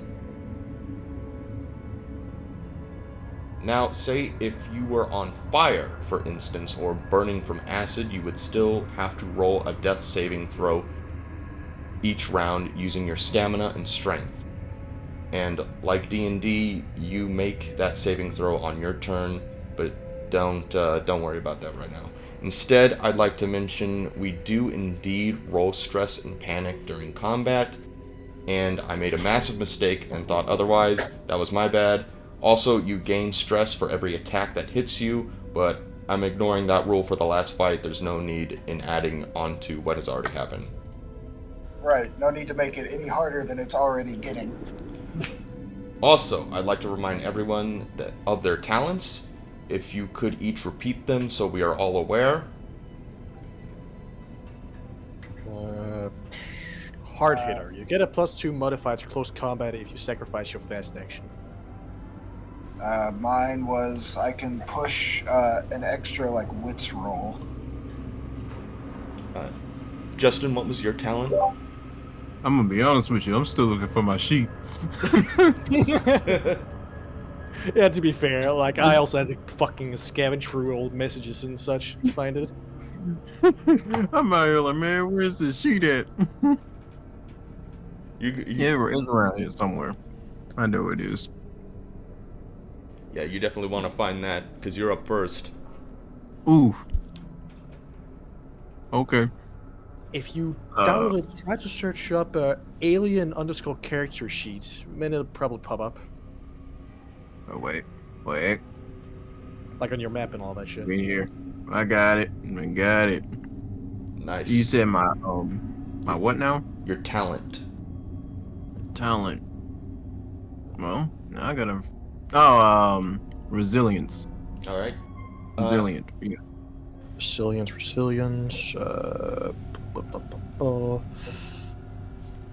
Where the fuck? There's a roll for character stats, right? No, not that spot. Reckless. Oh wait, yeah, roughneck. Resilient. Okay. Only the hardiest folks survive out here. Roll for strength attribute only, no skill. Anytime you suffer damage, you can't push the roll, which does not count as an action. For every 6 you roll, 1 point of damage is eliminated. If all damage is eliminated, you suffer none at all. There we go, Justin. It's pretty good. Okay. Yeah, that sounds really good. That's great. Yeah, right about now it sounds great. Yeah. You sound like the guy that needs to do all the fighting. That is correct. I sure hope you guys find each other soon. I just need to do I hope beheading. so, too. Also true. I hope we do find each other. Well then, with that all being said, we might as well begin. All right. So we're just gonna jump right back in it with Justin's character, as the power has gone out, and your character, Alexander Armstrong, is left alone in the dark. Okay. You move the camera around so I can see a little better. Sure thing. Oh shit, what the fuck? Okay. I'm still in the cell, aren't I? Yes, sir. This is you right here. Yep. Yeah. All right. Can I open the door? You reach out to the bars in front of you, and you pull at them a little bit. You can use all your strength, but I'm just going to tell you, you might as well not bother, because they're just not going to open. Okay. Then... is that red circle window? No. That is just a light. Okay. Then, You can roll for, Let's see. Yeah. Where was it? Oh, house rules. You can roll for your, let's see, observation. Okay, yeah. Does everyone remember how to roll? You roll, because in house rules, I have exactly how you roll already written down. So for observation, you would add your observation plus your wits. Okay, yeah. Alright, now I gotta find my observation. Give me a second. Alright, yeah. 1 + 3, yeah. Sure. Give me a second. Now I gotta figure out how to roll. Oh, man. That's not it. Are you in roll 20? Yeah, I'm in roll 20. Okay. Here's the die. That's not what I was trying to click on. Here's the die. D6s, right? Well, not that. Not a 1. You don't have. Wait, what's your observation? How many do you have in observation? My observation is a 1, Okay. and my wits are a 3. Okay, so then you should roll 4 6s. Yeah. All right. I got you. Here we go. All right, you got a success. 4. Oh, yeah. Now roll Here we your stress dice. You have 4 in stress. One of those I added because you witnessed the murder of Virgil. If you remember the sale. Okay. Yeah, I remember. Stress. How you roll the stress again? It's just 1d6, right? No, it's 4d6 because you have 4 stress. Oh, yes. Yes. 4d6. Give me this. How about that? All right, so that's 1 success from your regular roll.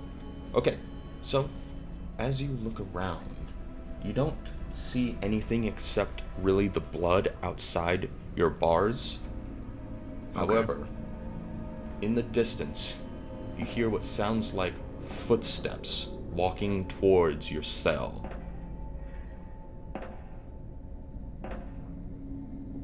Looking at All right. Go ahead. Looking outside, however, you don't see anyone walking down the hallway. I'll just keep quiet and listen. The footsteps get louder and louder as they approach your cell. And as they do, you see on the ground bloody footprints as it suddenly squishes and steps right in front of you. You hear scraping along the walls as though someone was placing a knife against them.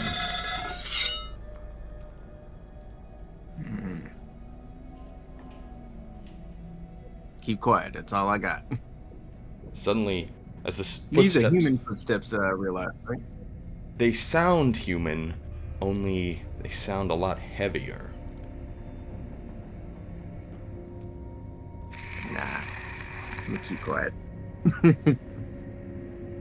All you hear is a little whisper goes, "Fat."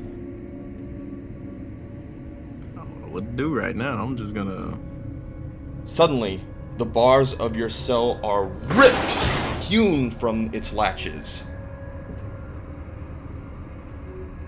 I back up to the corner and be like, oh shit. Doesn't matter which corner, just as long as it's away from it. As the bars fall to the side, you hear your own voice speaking to you. Keep on looking. Keep on looking. And then silence.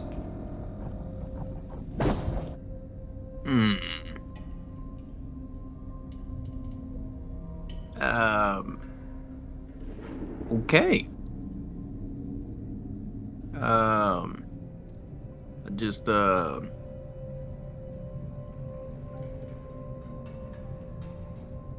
don't know what to do. You don't have to.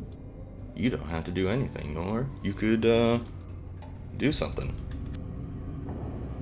Well, the door is gone now, but I don't know where that thing is. So what I'm going to do is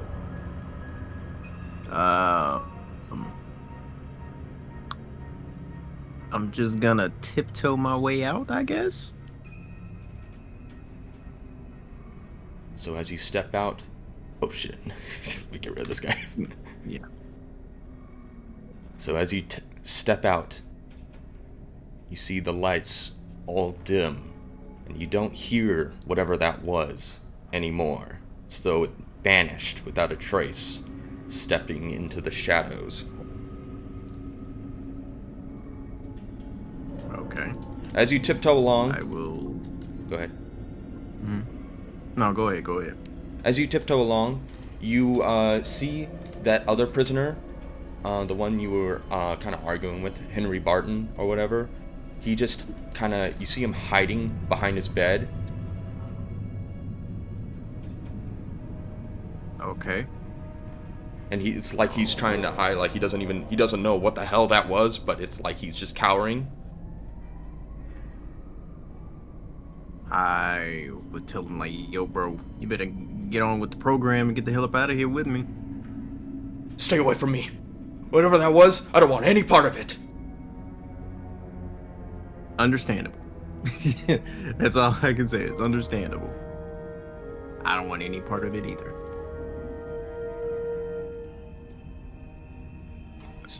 Yeah. And he just kind of continues to cower behind whatever furniture he can. And what do you do? I will still try to get the hell up out of there. All right. Still tiptoe my way out, but I you know, I'll just I like to remind don't need you. to make an enemy. I would just like to remind you that was a pilot, if I remember correctly. Yes, Henry was a pilot. Justin did hear that when he talked to him. Oh, wait. I forgot. Let me talk to him again. Okay. Before I just leave. Okay, you I go forgot ahead. all about that. Be like, yo, we need to get out of here. You're a pilot, and I can't fly. So, Get the fuck away from me. look, lower your voice. All right. Together, we can get out of here. Yeah, right. We'll get ourselves killed. You will probably be killed in here if it could rip the door clean off. Your best bet is to get the hell up out of here. I'm not going anywhere. Okay, actually, I need you to roll a, empathy for me. Empathy. Give me a second. It's just 3. All right. Give me a second. Would it be just empathy, or would it also be like something else since he's trying to like talk him into leaving? Well, he's not really commanding him or anything. Or manipulating him. There you go. Oh, yeah. Now I need you to roll 4 stress. 4 stress. All right.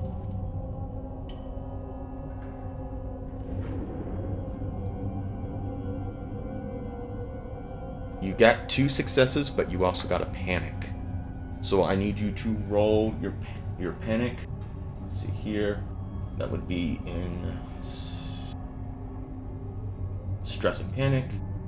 You roll a d6 and add your current stress level, which you have is 4. 5. Oh, actually, my bad. You actually have 5 because after you saw that creature, you get an extra stress. Yes. So you don't even worry about rolling another stress. Just add 5 to it because you already rolled it, and I forgot to tell you. Oh, okay. So just add 5. D6 plus 5. Yeah. No, you roll 1 stress. You roll 1 d6, and then we will add 5 onto that number, whatever it was. Go ahead and do it again. I get what you're saying. All right, so that's 3 plus 5. 8. That's what I got. Yep. So I'm looking up the panic roll right now. 8. You start to tremble. You tremble uncontrollably. All skill rolls using agility suffer a -2 modification until your panic stops. Okay, well that's not so bad. So so you did make Henry Barton seem a little more curious. Like, maybe you're right. Maybe we could work together. But you yourself don't look like you're in much shape to do anything. Look, the only thing I can do is walk and try to get out of here. That is the only thing I can do. And try to calm myself down. That is it. I gotta go. And you can go with me. Well, there's not going to be any way for me to get out of this cell without a key card.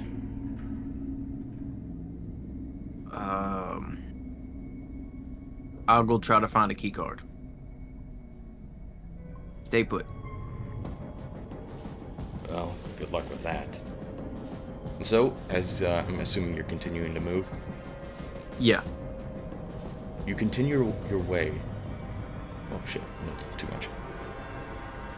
To the gate, and it seems to be open, like it's unlocked, like someone unlocked it. Okay. I will go through. Okay. As you do, you see the interior of the main hall where the guards typically watch, but there's no one around. Mm-hmm. And as you continue on through, you find your way outside of the detention main holding cells and into a more open space where a lot of guards typically could be found doing maintenance or working on stuff, as well as would you like to roll an observation? Yep. Alright, go ahead. Give me a second. An observation. I do wits plus that. Yeah, okay. Get that.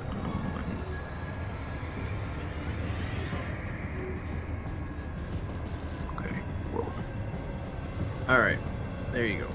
Alright, so no successes, but now I need you to roll 5 dice as your stress. So roll 5 dice. Alright. No panics, but also no successes. Okay. So, That's fine. So as you continue to make your way through, you do see an exit in the distance. Alright.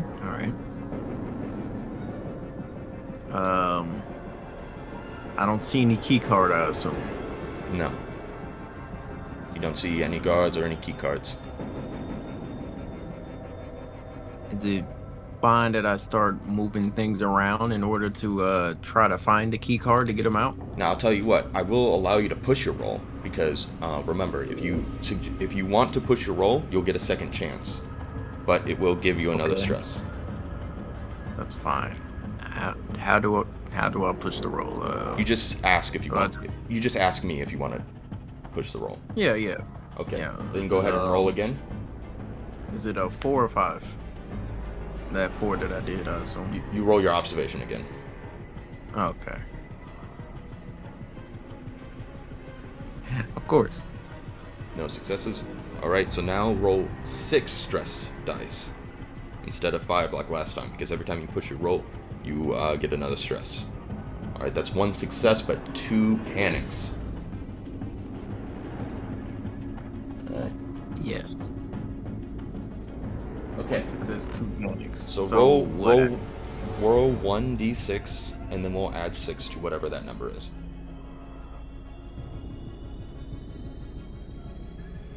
Alright. That's 6. Alright, so we're gonna add 6. So you scream out loud. Damn. I do got no balls. The panic, it infuriates, or not really infuriates, it startles you because a box pushed over or whatever. And you just scream with all your might. Okay.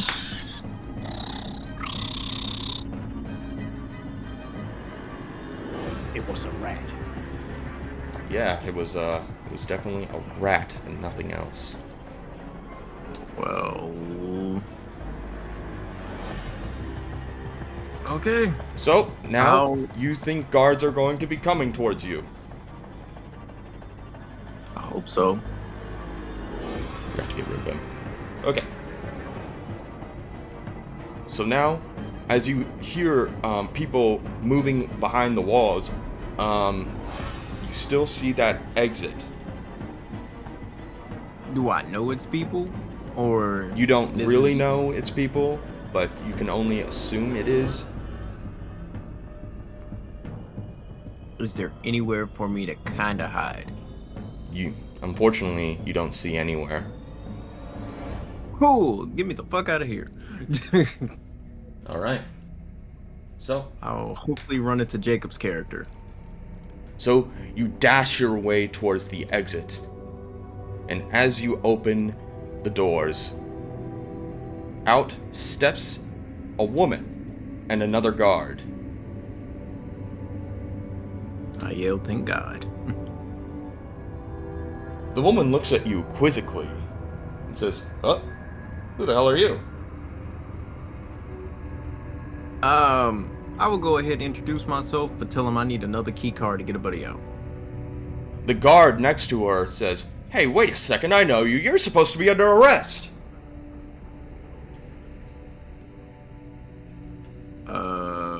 He pulls out his gun on you.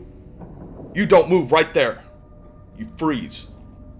I'm gonna call someone."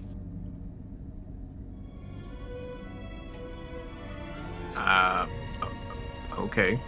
That's all I can do. He got a gun on me.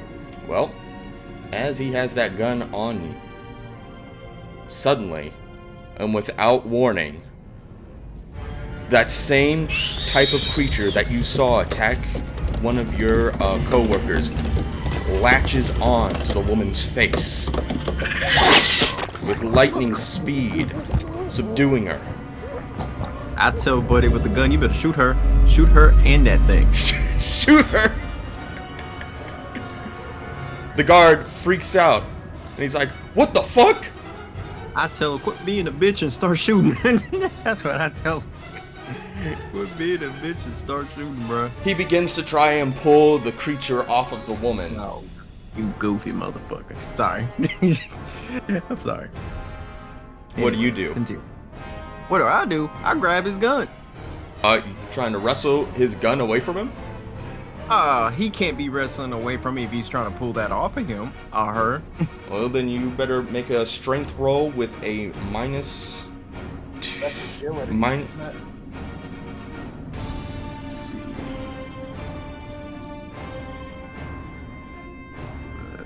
I have no clue. I think it's just strength because agility is a separate thing. Yeah, agility is a separate thing. So it's just straight up strength, close comp. You know, what are we doing?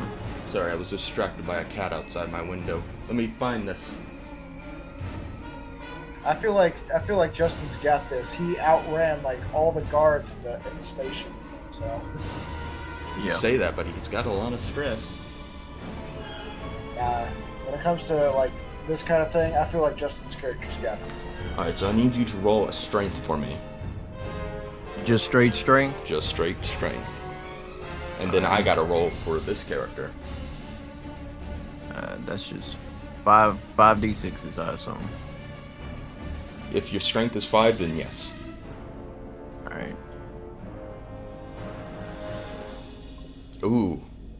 Not one success.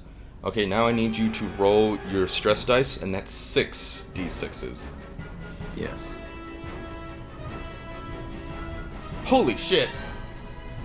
A lot of successes. That's a lot of successes. Yeah. Wish you had gotten that on the initial roll. I know, right? You would have like ripped his arm off. I know, right? Just yoink. That's mine now. By the way, your character doesn't know... This is getting a little meta right now. Your character doesn't know that aliens pop out of their chests. You still don't know that. Yeah, that's perfectly fine. Okay. Just so we're all clear. All of our characters don't know this except for Jacob's. Maybe. I don't think Jacob knows that. I don't think my character knows that they burst out of people's chests. He's just seen like the part of the Xenomorph. Okay. Actually, Okay. I do think you do, actually. You did see one of those cows that had the hole out of them and all that shit. Oh yeah, with I the- guess yeah. I guess I did see some of those. And Justin saw that too. Yes. So- Jacob, did you see that, or did Justin just describe that to you? I don't remember. Well, I remember I been a while. asked to be taken to where the initial crash site was, and I saw a few things.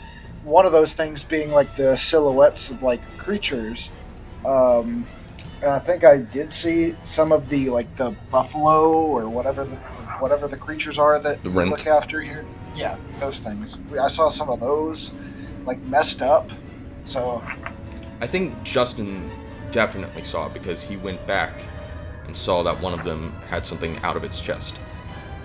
Yeah. Okay. Alright, never mind. Justin, you are 100% in the clear to make this choice.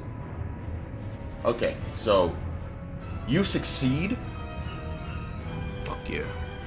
and you grab the gun away from the guy, and now you Yeah. have a sidearm. Yeah. Alright, yeah. I got a gun now. You fucking No, I'm psychopath! just playing. The guard is gonna look I'm at just you. playing. You absolute psychopath! Can you at least help me get this thing off her? Yeah, I can. I start blasting her. Alright? Oh my I goodness! start blasting her. Right in the chest, too. Anyway, I Headshot right in started the chest. She gotta go. How many shots do you Oh. make? How many rounds do I have? You currently have about 3 bullets. Cool, I emptied the clip. That's what Alright. I do. Alright. Oh, You man. no longer have Once any I bullets. find- Yeah.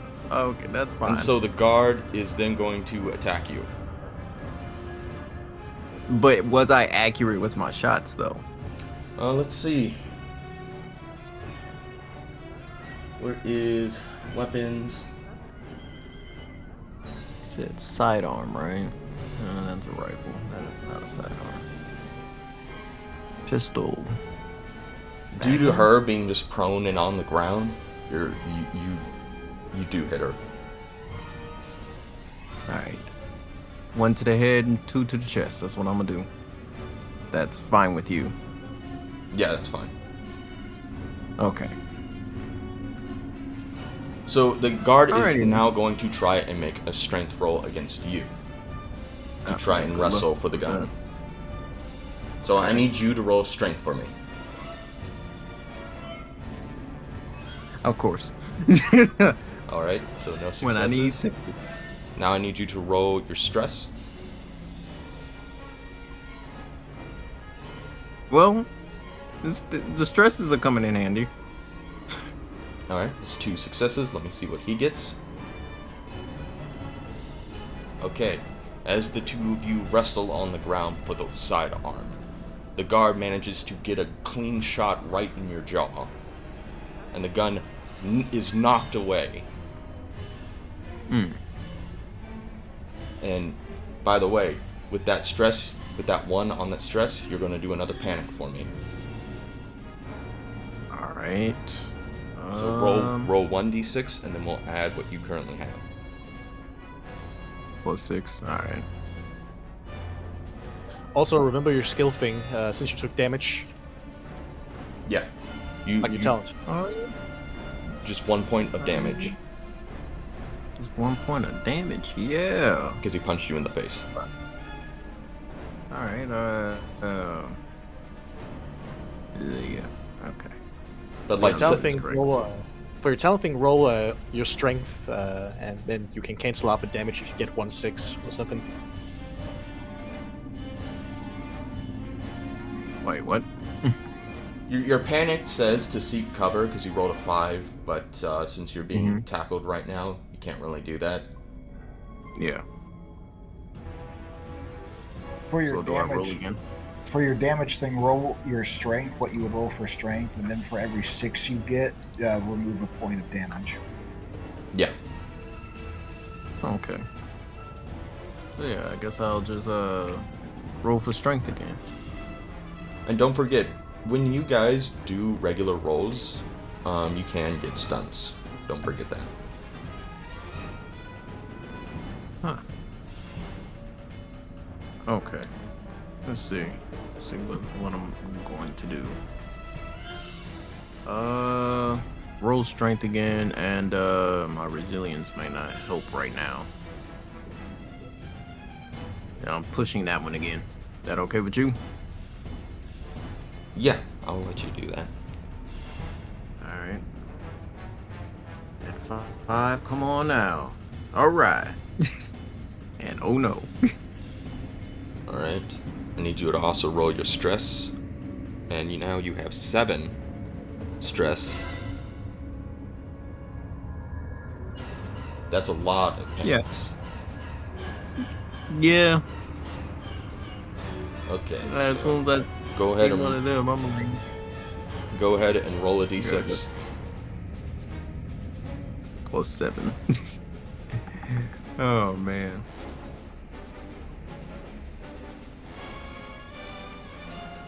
Okay. Okay, so 3 plus 7. You just kind of, oh man, you freeze. You're just panicking so much that you stand still, and the guard begins wailing on you. Well, if I ever wanted to become a statue in the future, I can do it. Do one pretty good. But alright. You freeze for only 1 round, so he gets another hit on you, and you take another point of damage. Damn it. Alright. My health ain't doing so well, man. No. Remember, you can also roll another strength thing. It's every time you take damage. Right, I can't. One last strength roll. That's what I'm gonna do. And then I'm getting the fuck out of there after that. God damn it. Go ahead and roll your stress now. What was it, 7? Yep. Right? Oh, man. 7d6. There you go. Oh, no failures. No successes. Alright, that's fine. Alright. So that means you don't lose that damage. So the guard is now going to race for the gun.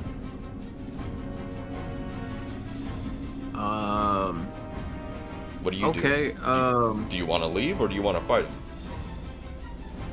I'm gonna at least try to steal a key card from him. Alright. So, What would that be?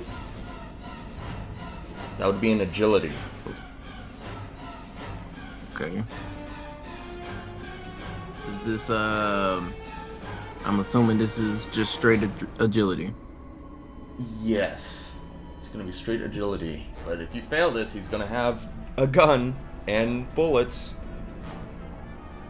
I mean, if I die, I die. That's the way I take it, man. I die. So, I just, you know, I just Alright, so roll your stress. Oh, God.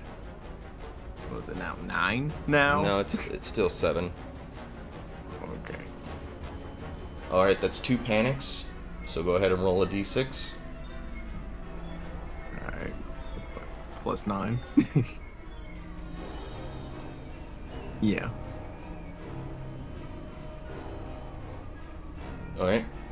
2 plus 9, so it's an 11. Let's see, the stress, panic. You drop an item. What is in your items, Jacob? Justin? I didn't have anything. No. I guess you're fine then. What do you have in your item? What's in your inventory? Give me a second. Is it my gear or just? Yeah, whatever's on you, your There's gear anything. or an item. You drop your pants. I don't know. Okay. I'm just kidding, but so you don't have anything in your inventory. I have a tool belt, high beam flashlight, a radio, and $100. All right, you dropped the $100. That's fine. At this point, they're not needed. So the guard begins to load the gun. What do you do? What do I do? What can I do? I don't know, Justin. There's an open door right over there, though. Well, fuck it then. I go, I just roll the hell out of there, man. Army roll out of there. That's what I'm gonna do. All right. So as you run, I need you to roll one more agility a mobility for me. Mobility. So 1 mobility plus 3. Yeah. Your mobility plus your agility. Alright. Hey. That's 1 success. Go ahead and roll your stress. Oh god. All right. Hey. You got really lucky right there. One of the bullets Sort of. goes whizzing right past your head, hitting the side of the door as you manage to bolt right out. The guard doesn't seem to follow you as he apparently seems to tend to the girl.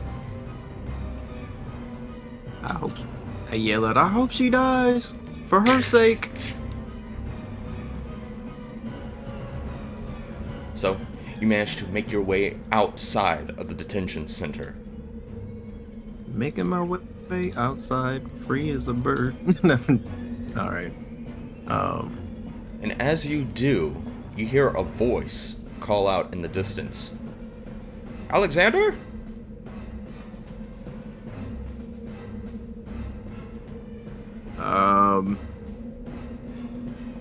I yell, who is this? As you turn around behind you, you see that it's the receptionist girl. Aerith Zhang, the one that is actually friends with you. I don't think you remember her because it was so long ago. Yeah. Yeah, that's fair. Hold on. Let me change the lighting real quick.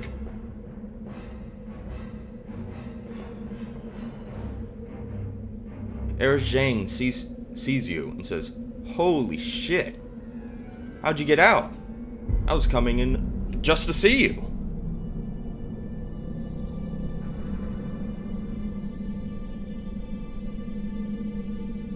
You alive? I'm sorry, you're cutting out. I have no clue what you just said. Oh. She says she was coming to see you, and now you're out of the detention center. Tell her, I'm gonna tell her we need to go now. Like, we just, I kind of like shuffle her away from the area. She complies, but she's just kind of confused. She's like, "What? What the hell? What's going on?"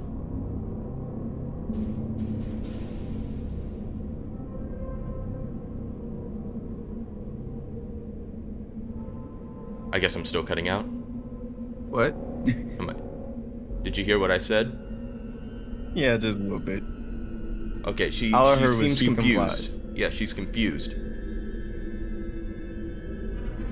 Do you say anything else? Let her be, and I just keep. I tell her everything that I know I just tell her everything that I know up to this point, while I'm shuffling her away. All right. Well, as you do that, Sebastian. What? We're going to be cutting back to you. Give me a second while I change back this lighting. I fucked up. All right, Seb, are you there? Yep.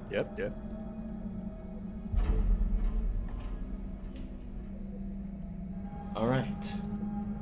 So, you and your character, Tyson Rios, and his companion, Henry Kipp, arrive at the Colonial Marshal's headquarters, where you find several guards in the lobby. You remember you were coming here because of the attack. Yeah.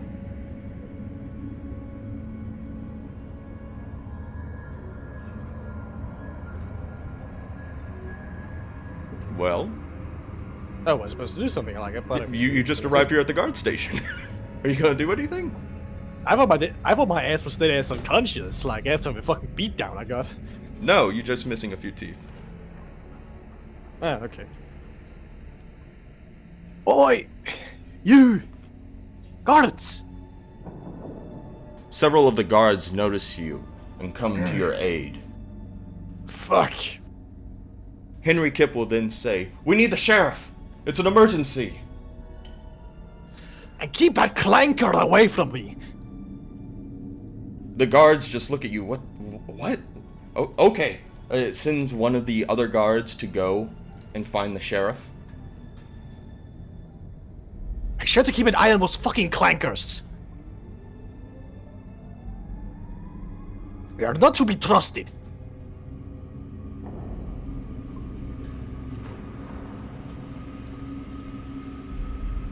Okay, so, give me a second. So, as the sheriff eventually makes his way.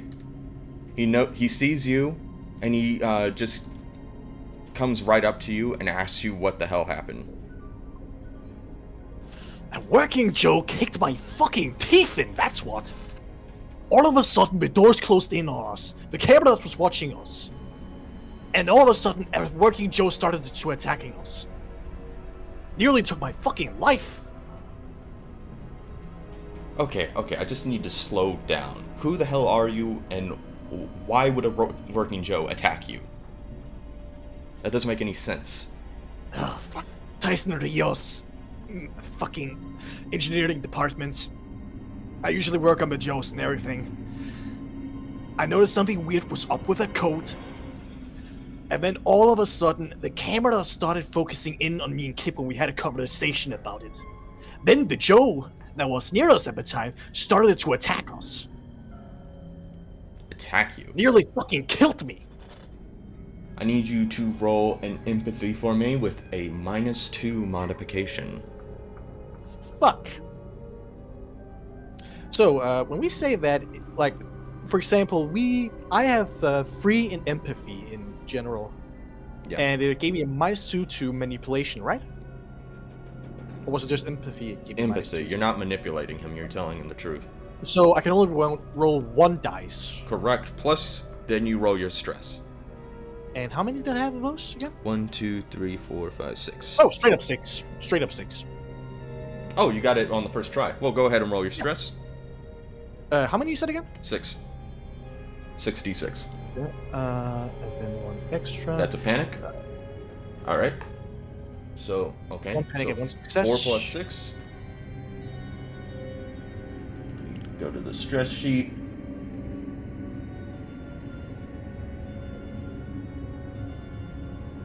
You just kind of freeze, remembering all of this tragic or traumatizing events that have transpired. But with that success, you do seem to convince the sheriff that something's wrong. And he says, okay, you know what? I'll send a squad down to, where'd you say this was? Actually, I don't know. What is the place called? Like, is it just the maintenance bay? Or what is it exactly that place was in? I don't remember the exact word, but it was near the cargo hold. It was near the cargo hold. Where we usually take and relax while we wait for our job and everything. Well, as the sheriff says that, okay, we'll send an investigation. That fucking clanker away from me. I don't trust them. As that happens, behind you, you see a whole squad of working Joes Oh, fuck. enter the building. And I need you to do a mobility for me. Okay, let me check real quick. This one. Okay, that's 5d6s. Hold on. 1 success, 1 fail, and let me roll my stress die as well. That's not a fail. Oh, okay. 1 success. Mm-hmm. Now I need you to roll your stress. Fuck's sakes. 2 ones. Okay. Alright, so I need you to roll your panic. Oh, you already did? Okay, so that's 4 Yeah. plus 6. So that's another 10. As soon as you turn around and you see the working Joes, you freeze. And as you do, flames burst out of the flamethrower that one of them has. And Henry Kipp tackles you and pushes you out of the way. As the sheriff and other guards are engulfed in flame. Oh, fuck. Henry Kipp looks at you. We need to get out of here. We need to grab a gun away. Do you run? Yeah, we run. All right. We run now. The two of you dash off. And I need you to roll another mobility for me. Okay, that looks. Let's see, how much was back in? It was. Yeah. Okay.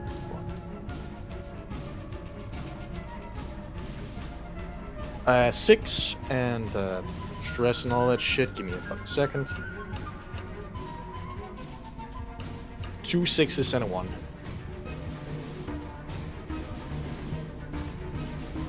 Okay, you got another 1 on your stress. So I need you to roll another panic. You did? Okay. Okay, so that's 6. Well, yeah, I already rolled my stress. So Yeah, so that's 9. You drop an item on your path. As one of the Seeks and synthetics tries to reach for you, you drop an item. What's in your inventory right now? It's probably gonna be my, well, I have my fucking cash, my maintenance check, and the bottle that used to be my liquor. As it grabs onto you, you kind of shake and shove your bottle into the side of the head of that working Joe, and you lose that item. Eat this, you fucking clanker! The doors open as you race inside, and you see more guards wondering what the hell's going on out there. As Working Joe screwed oak! And as one of the working Joes attacks one guard. Please congregate at your nearest fire assembly point. This is not a drill. Do not panic. And another one is like freaking out. What the hell? As you shoot the Joe now! As that happens, the other working Joes are still following you, and they blast him with fire. The fuck?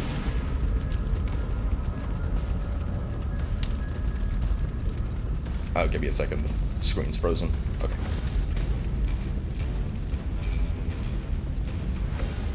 Come to the colonies, he said. It'll be fun, they said. Oh, that's cool. It's physics-based. I didn't realize that.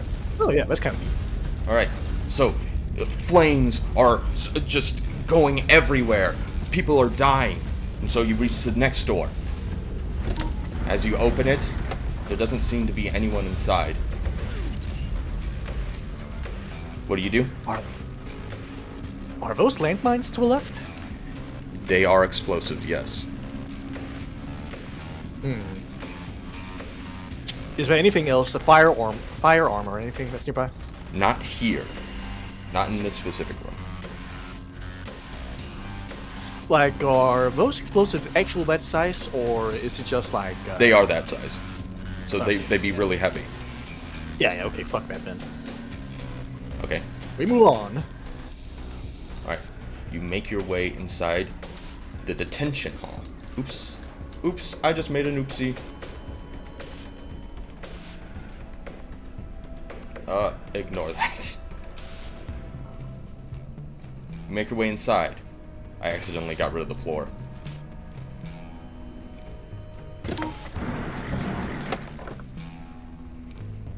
And as you do, roll an observation. Okay, 1 second. What's my observation again? Okay.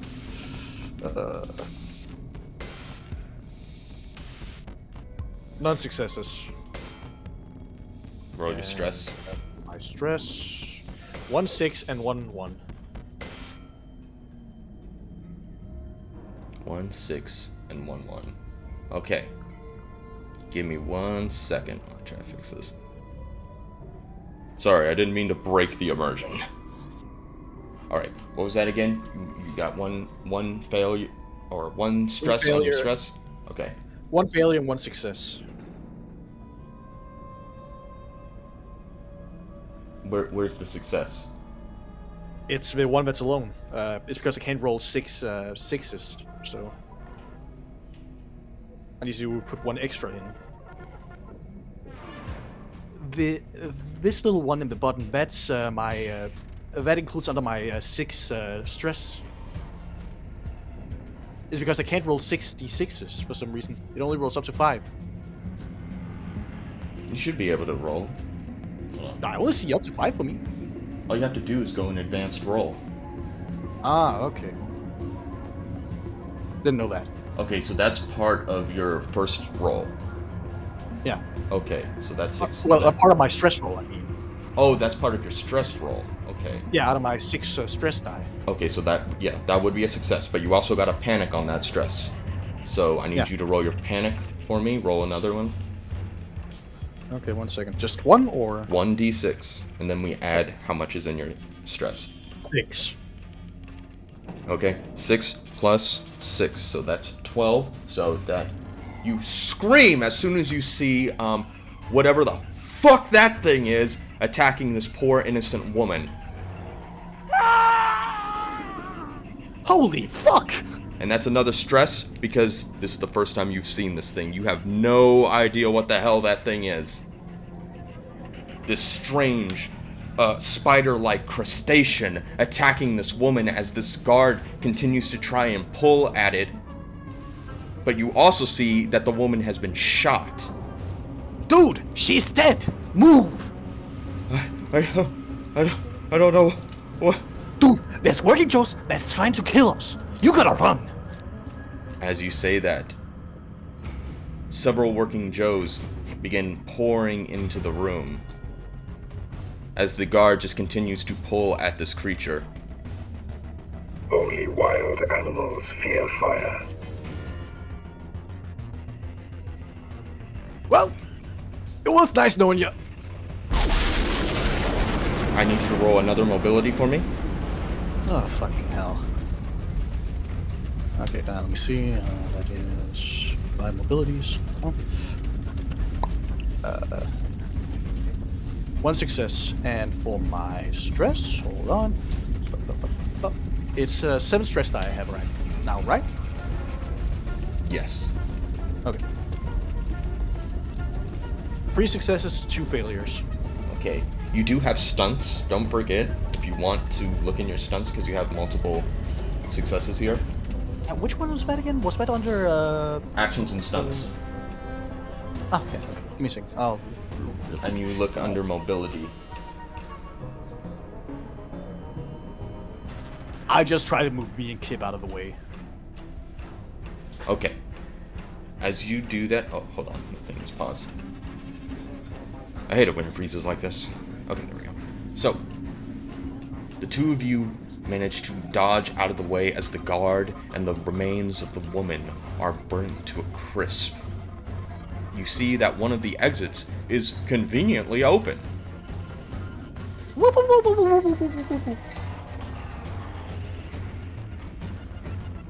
Do you make your way towards it? Yep. As you do, you don't see anyone continuing to follow you, but you do see the interior of the building start to burn. Holy fucking shit.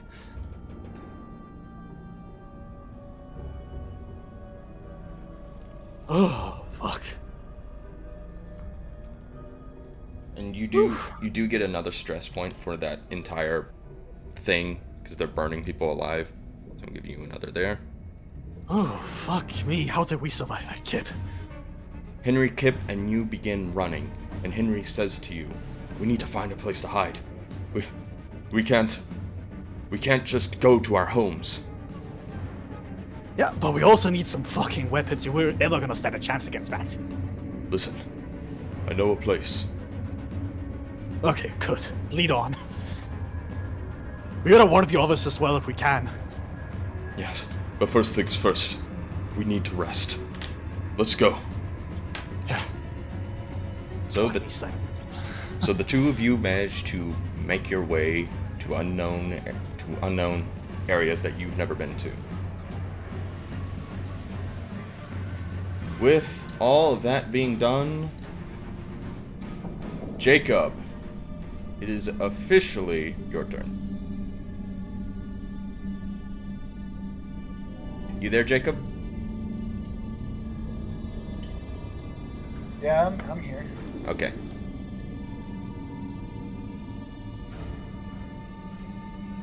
It is officially the next day. So Jacob, let me go ahead and get to you on the notes here. We return to your character, Dr. Samuel Harvard, as he and his associates awaken.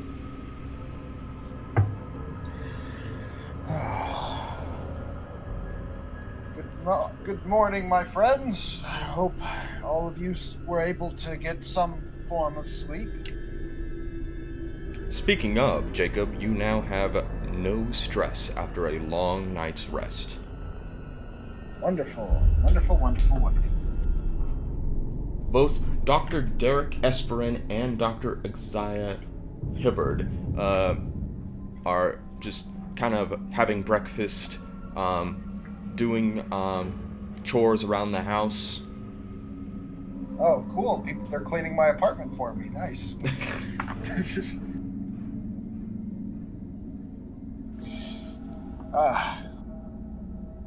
Whew. It would have been... Oh. The what? One of the doctors comes to you, Dr. Isaiah. Okay. And he says, "Good morning, Samuel. I hope you had a well night's rest." Yes, I did. I did have a wonderful night's rest, my friend. Ooh, it almost feels as though what happened yesterday was just merely a dream. If only it were so. Unfortunately, it seems that this whole colony is falling apart somehow. Have either of you heard any more words since I've taken my sleep? Afraid we've been in here the whole day. Speaking of, we tried to take a shower, but it seems as though the water has stopped working.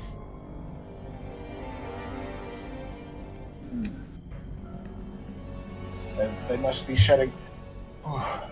Things must be getting pretty bad out there if they're shutting off the water. I don't know if that's necessarily the case. Here, why don't you take a look?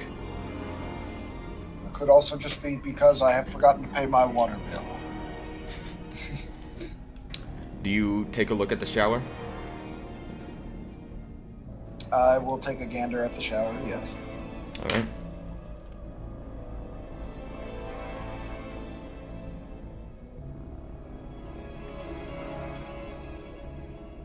I never got to use this bath bomb. As you do, I need you to roll an observation for me. Okay.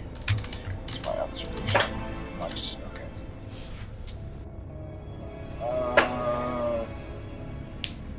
Fuck.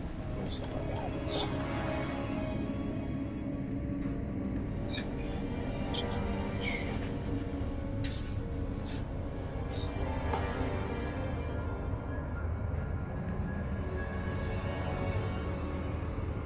Alright. 2 6s and 2 1s. Alright. And since you don't have any more stress, you don't have to worry about that about the stress for now. Woo! So that is 2 successes. Remember, you have stunts when you get multiple successes. Right. And that was observation. Under actions and stunts in Discord. And the quickest list to look at is that red and white one I have.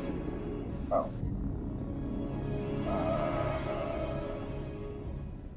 You're looking under observation as the options. Is the shower, is it coming towards me? Unfortunately, no, the shower is not coming towards you. Okay. But what you do see is what appears to be a dark-like substance inside the water, as though it's turning black.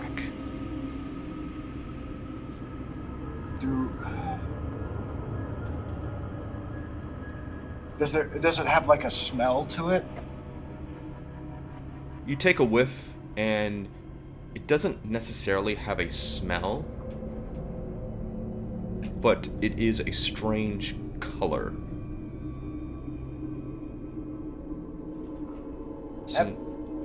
Have one of you noticed the weird change in the water over here? That's why we sent you over there. Have you guys gathered a sample? We have. It seems to almost be like a mucus or a saliva of sorts. Well, But we can't really be sure. well, we should. I guess we should try and make our way back to the lab and study this a little bit more. Plus, it would be helpful to see how things are going on out there. We can't really do much in here. Alright. Suddenly, Too ready? you hear a Too knock ready? at the door. Okay. Oh, coming. I'm gonna walk up to the door and put my ear up against it, see if I can hear anything on the other side. As you do, I'll need you to do another observation then. Yes. Same thing. Alright. That's 2 successes? Okay. So, as you listen, you don't hear anything out there. Except for the normal, wiring or air ambience that you would hear in this building. May I ask who is at my door currently? No one seems to answer, but they do seem to knock again. I would feel a lot more comfortable if I knew who was there, before I opened this door.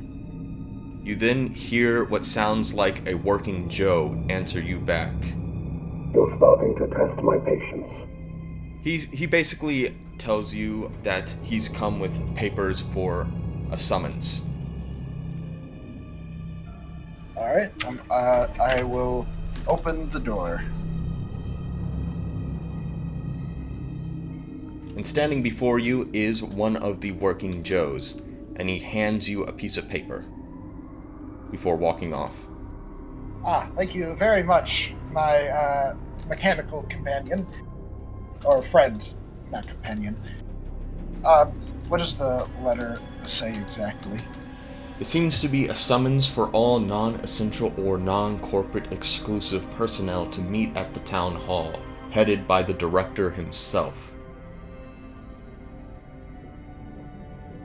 Well, I better be the non-corporate part. Non-essential seems a little insulting, being the person who discovered all of this. Well, I'm gonna walk back into my my abode and tell my friends to go back to the lab or find a lab and figure out what this mucus is and try to help understand what is going on right now. Better understand the creatures that are invading our station. The 2 of them look to each other and look back at you, and they say, it may be better if we all stick together for now. I believe that might be true. Well then, very well. Let's go ahead and head off. I also am sure that poster I have has nothing to do with the partly what's going on, seeing as though that is also the alien along with Morbius. Ignore that. We're just gonna make our way to where we were summoned. Alright. As you do, I need you to roll another observation for me. Yes. 1 success.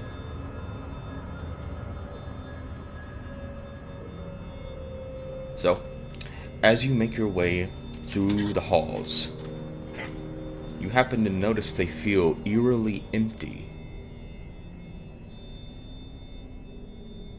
There doesn't even seem to be any guards anywhere. I'm going to whisper to my friends, I would suggest keeping your eyes open. This emptiness feels rather intimidating. This feels like something might be going on. Other than what's already going on. As you do that, yeah, it doesn't seem like there's anybody in the halls. Not even the little girl that you took to her apartment earlier. Just seems to be rather empty.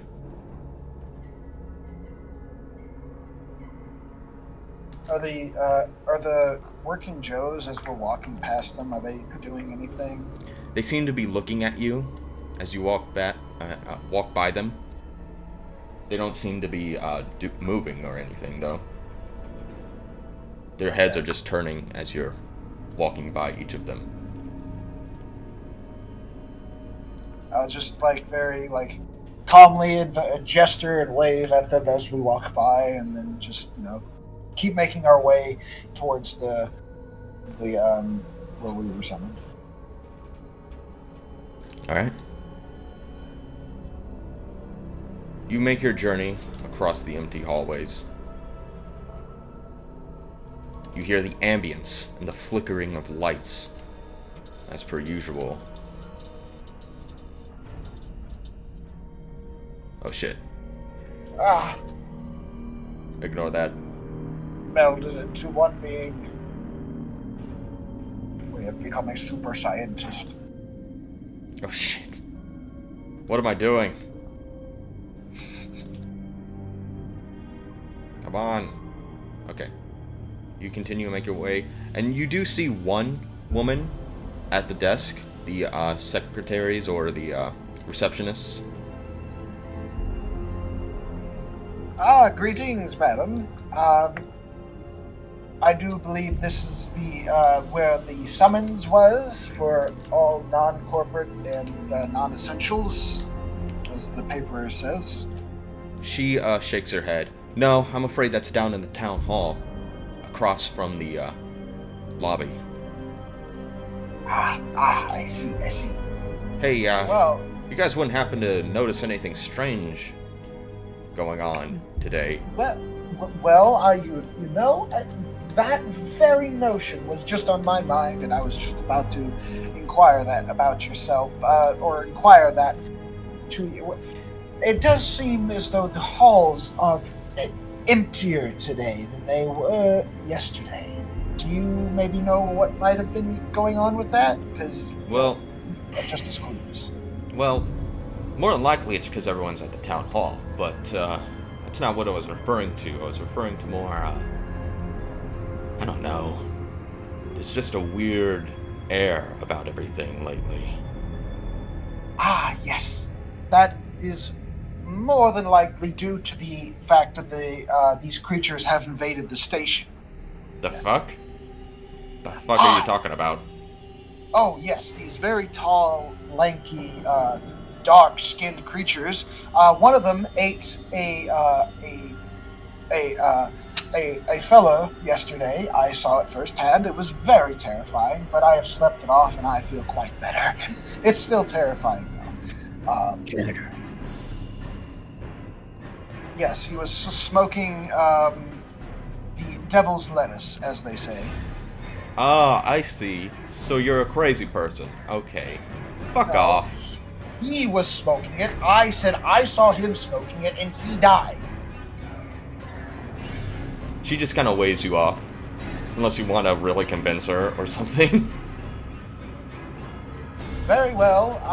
We will be making our way to town hall. If you do not wish to really, accept what I am saying, well then, the best of luck to you, and hopefully whatever these creatures do to their prey, it is rather more kind to you.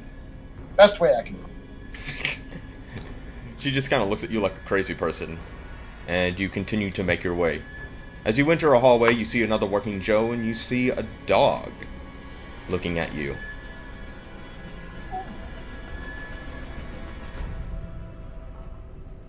Does the dog seem friendly? The dog doesn't seem to show any emotion. Is the dog a synthetic? Okay, there's no history. Yes, the dog's a synthetic. All the dogs are. Ah, okay. I was gonna have that be a surprise, but nah, I'll just go ahead and tell you.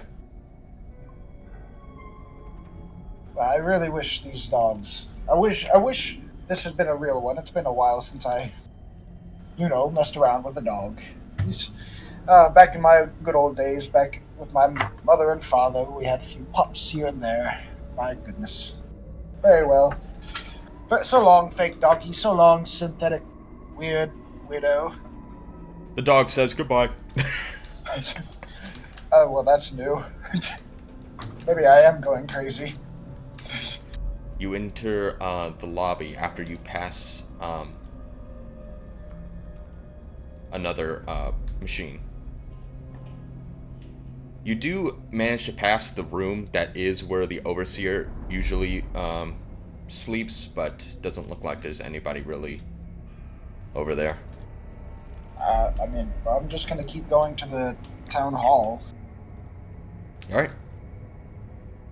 As you do, you make your way outside of the lobby and follow the pathway leading you all the way Whee!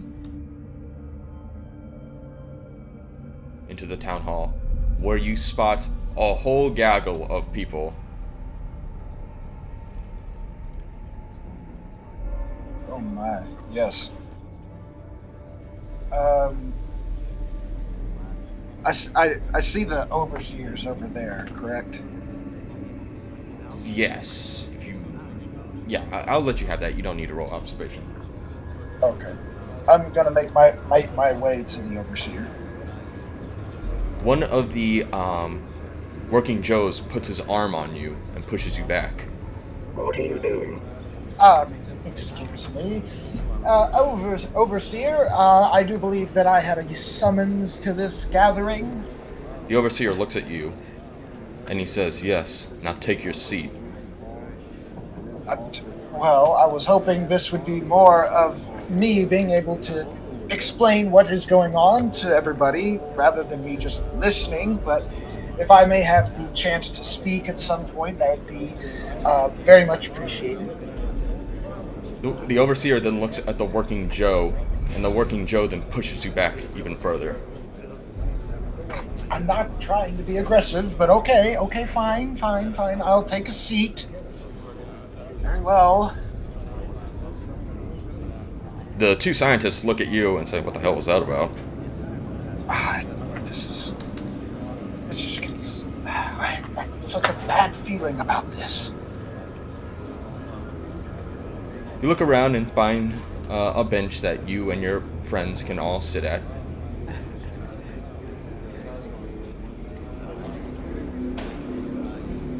Alright.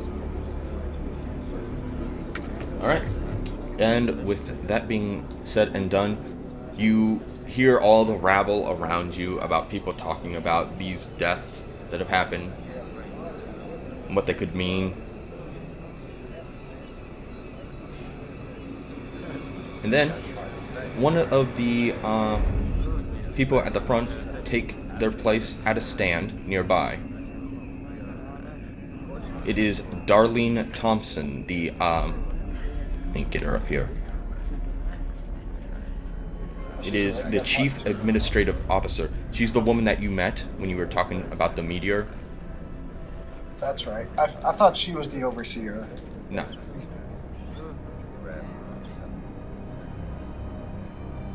She takes the stand and she kind of quiets everyone down, waving her arms up. We've heard your worries and your irritation. I know that everything's been a mess right now, but I fear there is more troubling news that must be shared with everyone. One of the crowd members then pipes up. "People are dead!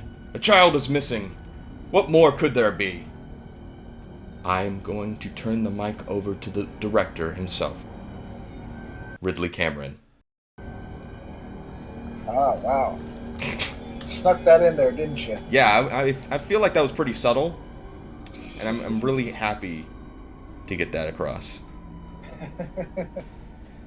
Really happy I could sneak in a really funny, subtle joke like that. Anyway. So the director steps onto the podium. Thank you, Miss Thompson. I wish I could bring you all a positive report, but last night we lost the life of our beloved sheriff. Him and most of the colonial marshals were killed by a gas fire yesterday.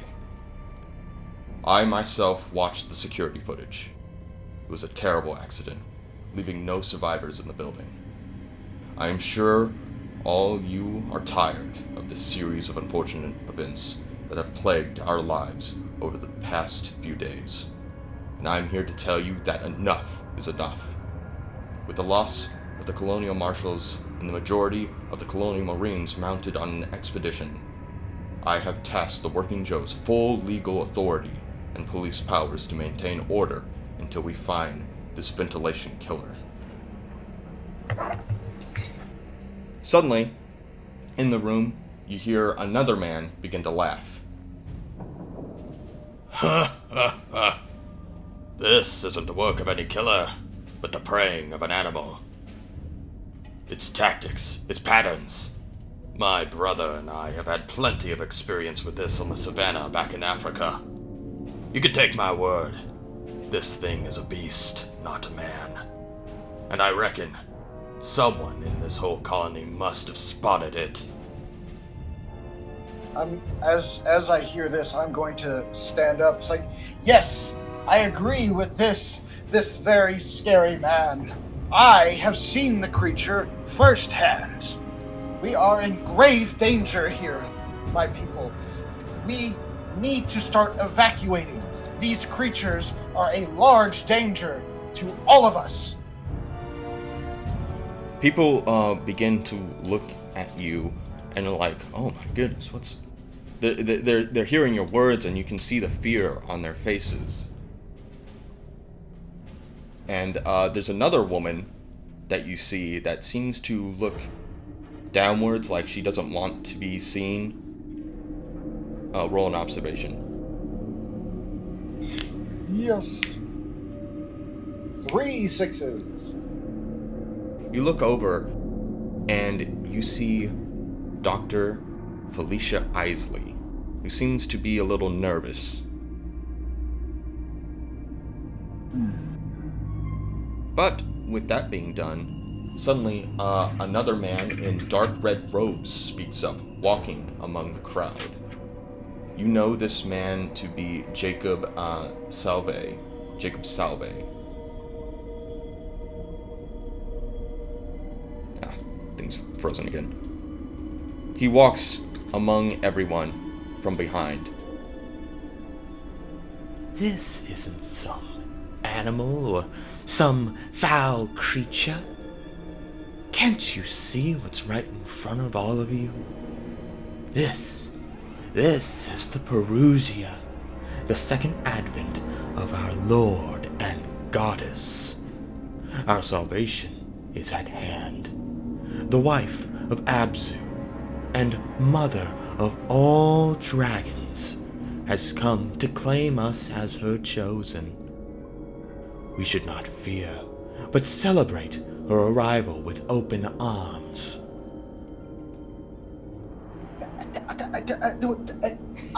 I'm quite sorry, but I'm going to put this in the most simplest of terms, but what the fuck are you talking about?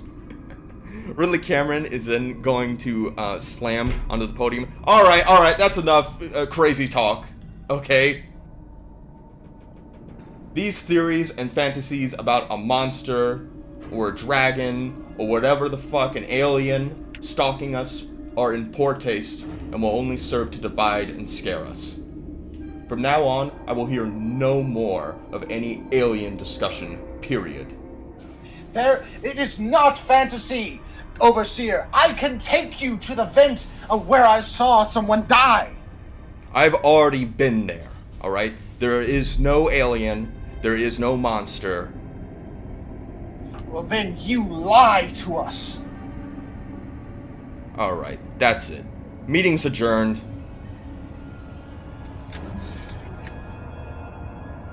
You see a lot of faces who are scared, and some people begin to leave the assembly, including the red-robed man. I'm not going to bother moving them all out. I'm a man of science, and I've studied some forms of religion, but a fucking dragon? Is he serious? You see one of the men from earlier, that one that was speaking up about being on Savannah and all that. Yes. He comes up to you. Well, greetings, good sir. I am Dr. Harvard. He looks to you and, give me a second. He says, "The director or those cult clowns may think otherwise, but I know what I'm talking about. And I got the feeling you do too. I can see it in your eyes. And you know this thing won't stop until it's had its way with a lot of us." Indeed. Even though I was much more hoping to have more people on my side, it is nice to hear that there's at least somebody that is willing to listen to what I had to say. This creature, or creatures, has infiltrated our station, and they have rooted themselves in here, and I'm afraid that if we don't do something, then everyone in here is going to perish. I agree. I say we don't wait for it to come to us. My brother and I are the sharpest shooters you'll find on this rock. Together, we can cut this beast down before it claims any more lives. Will you and your companions join us? Mount a hunting party? Well, I'm not much one for, that of combat or of the hunting kind. Maybe, but your skills would certainly be useful with your knowledge of medicine or whatever you scientists can come up with. We're the arms, and you're the brain. Yes, well, as flattering as that is, I do believe what we should be focusing on is getting everyone out of the station. We wouldn't have to do that if we kill this thing. Wouldn't you agree? Well, yes, of course. But I would like to at least accomplish both at the same time, if that was at all possible. Tell you what. What if we... You say you saw this thing, right? Yes, firsthand. It killed one of the janitors. Any other points? Did you know where it came from, maybe? I know of the crash site, but seeing as how things have gone, it could be very heavily guarded. You never know. How about we take a look there and see for ourselves? We might be able to track the thing. And see where it's roosted. Very well. This information could be useful to us. It could also expedite our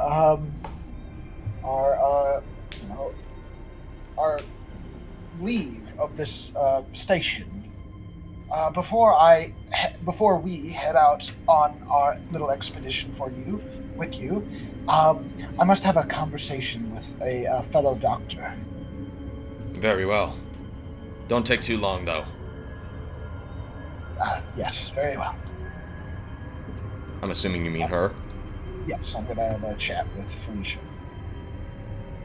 You see Felicia about to exit the building. Oh, yes, Dr. Isley, is it? I wanted to talk to you. Talk to me? What about? Well, I feel as though I don't really need to say much. I feel as though you might already know what I want to talk to you about.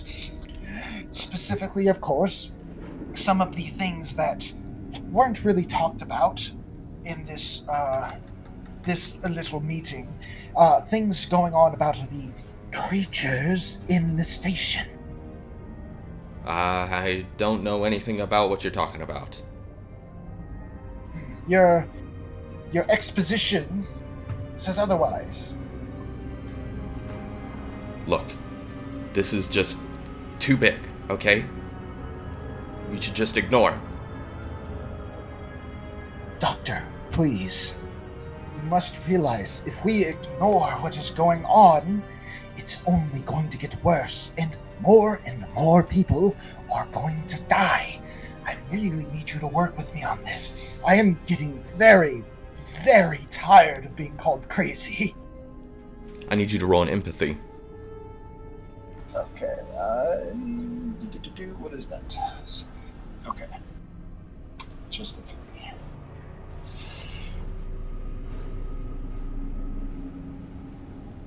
3. Ooh, just a 1.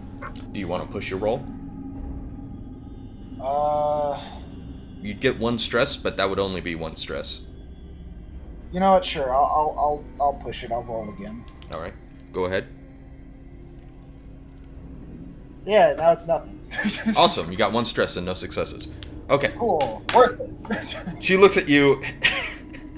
She looks at you and says, "No, I can't say anything. There's too many people with eyes on us." Well, then you are only expediting the extinction of everybody on this station. I hope you can live with yourself knowing that fact. Good day, madam. I'd rather do that than lose my head, that's for sure. Well, you'll be one of the people to do so if you do not help us. But, seeing as how you are stuck in your selfish ways, I will leave you be. Good day, madam. So, as you do that, you walk off, and I assume join your companions. Yes, I might as well join these bloodthirsty hunters. Alright. The 2 of them look at you and nod their head. Then let us off to that so-called crater. You think it'll be heavily guarded? I do believe so. Considering since this is one of the initial crash sites of where these creatures originated. Then very well. Let us be off. And with that being said, Justin, are you there?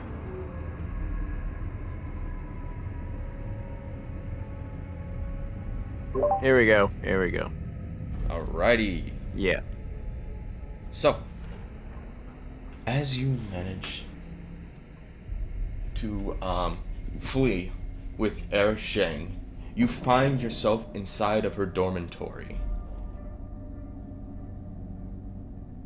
Never been in a girl's room before. No, I'm just playing. But I was about to say. Go ahead, continue. So, screen's frozen, sorry. Okay, so as you do, Er Sheng's own sister bursts into the room.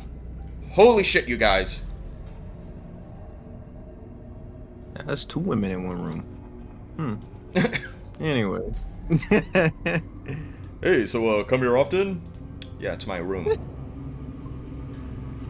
So, she bursts into the room. And she, says to you, you guys would not believe what just happened. I hit her with the trap me. So, as the Overseer has seemingly implemented a new policy, handing over full legal authority and police powers to the Sikhs and Synthetics. You know, those machines? Well, now they're watching everyone. And they'll be looking for you and any other suspicious individuals.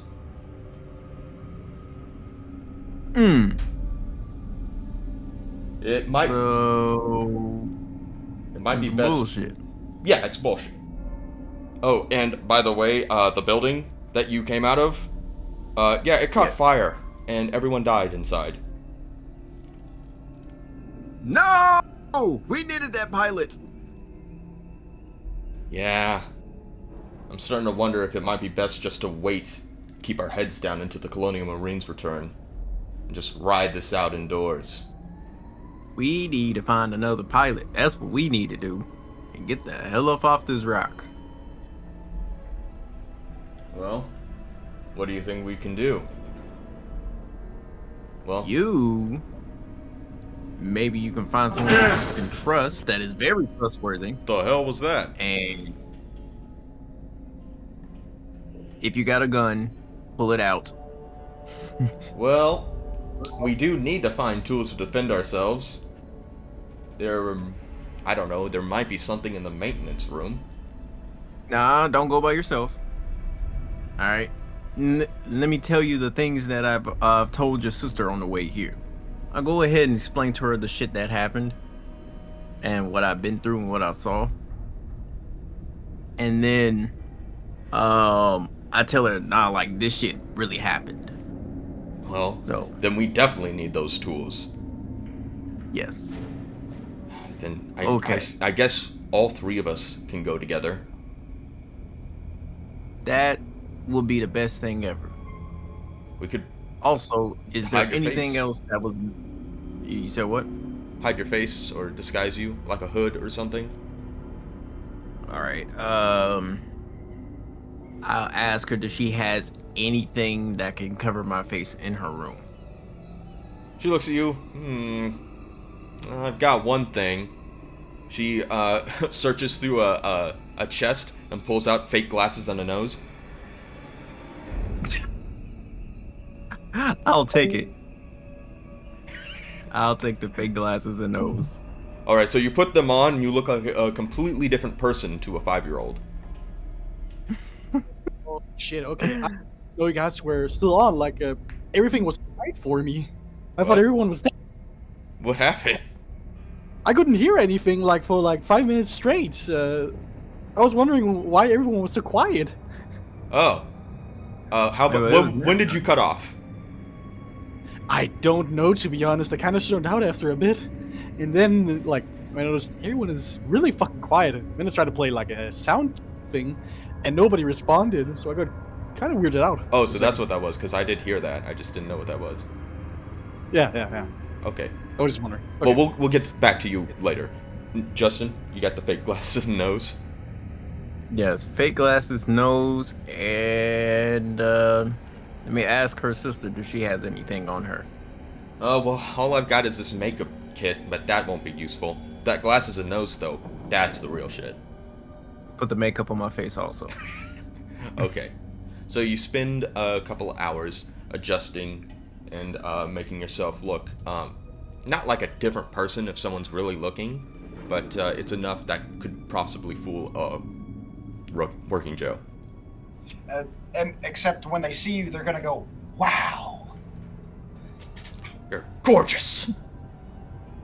Yeah. Okay. Also, I need different clothes. Anything you think can fit me. They look around and only see women's clothes. You may just have to work with what you got. Fair. Unless, Okay. I mean, unless you want to try. You got a long dress. Yeah? Cool. I need something to hide my tool belt. Okay. So, you get dressed, and you look like a gorgeous person. You look Okay. absolutely stunning. Fabulous. Slay queen. Yes, bitch. Anyways, let's go and get some supplies. Not only are you disguised, but now your confidence has boosted. Alright. Let's go. Oh.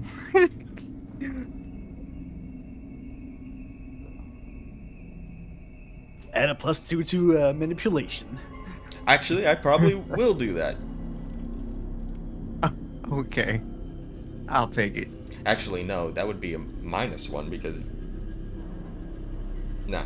Okay, we'll see. We'll just roll with it. We'll roll with whatever happens. Okay. So, you and your two companions make your way through the hallways, and they seem rather empty. As As we're though- saying, don't be vicious together. Yeah. as it seems like a lot of people are hiding in their own apartments. You see a lot of working Joes, though. And Okay. you enter a hallway with a synthetic dog and another working Joe. Huh. Well, we line up one after the other, and I'm in between the two of them. All right. Maybe she can get us out of here. The one, her sister can lead the charge. The working Joe and dog both look at you, and I need you to roll a manipulation for me. With a +2? Probably not. No, no +2 on this one. Damn. Roll a manipulation. That's a 0. So what do I roll? You roll your stress. Wait, hold on. What's in manipulation? Isn't that with 0. empathy? Yeah. So 3. Yeah. So that would be you roll 3. Oh. Okay. I was like, Because there's no way you don't have anything in. Okay, there you yeah. go. Okay, so no successes there. Roll your stress. That would be 1, 2, 3, 4, 5, 6, 7. 7 stress. Alright, roll. 1 Well, a new one. panic. Okay.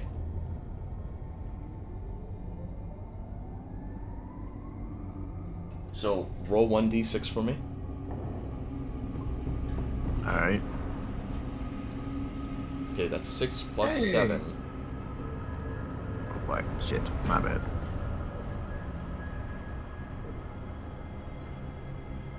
Okay.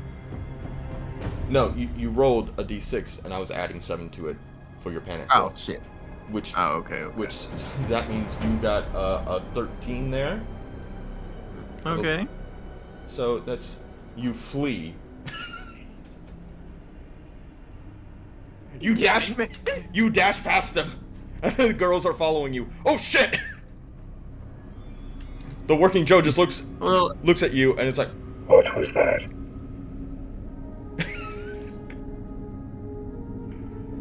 Back to work. I hope it worked. you don't know if. And I'm glad it did. And so now you two manage to dash past a few more working Joe who notice you. Notice me as in like they just see us, or notice me? They notice you because you're my running. character. Okay, so okay. Like, oh yeah, that's They just- not suspicious at all. Yeah. And as you do, you make your way to the maintenance room. And the girls are like, what the fuck were you thinking?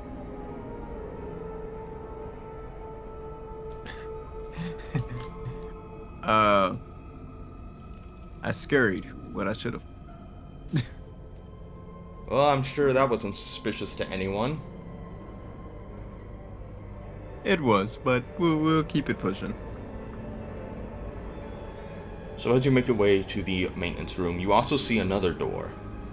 A doorway to what you know is to be a restricted laboratory. Yeah. It says, no unauthorized personnel allowed above it. Okay. Alright. Can she get us in there? Neither of the girls have the skill set required to hack anything like that. I know for a fact I don't. Okay. Do you go into the maintenance room, though? Because that's another door. Yeah. Yeah. Maintenance room, we go. So, as you enter, you are suddenly then met by a man holding a gun on all three of you. Stop! Don't you move!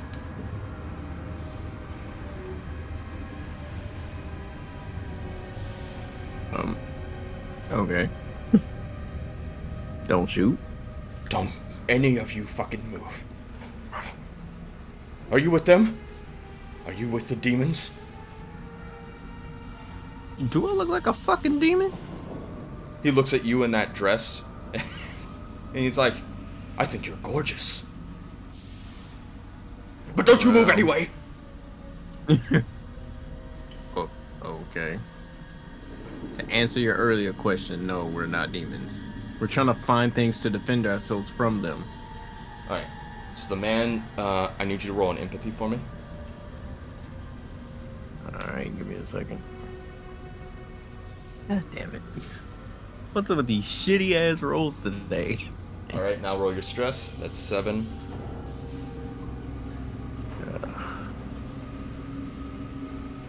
Alright, that's 1. Okay.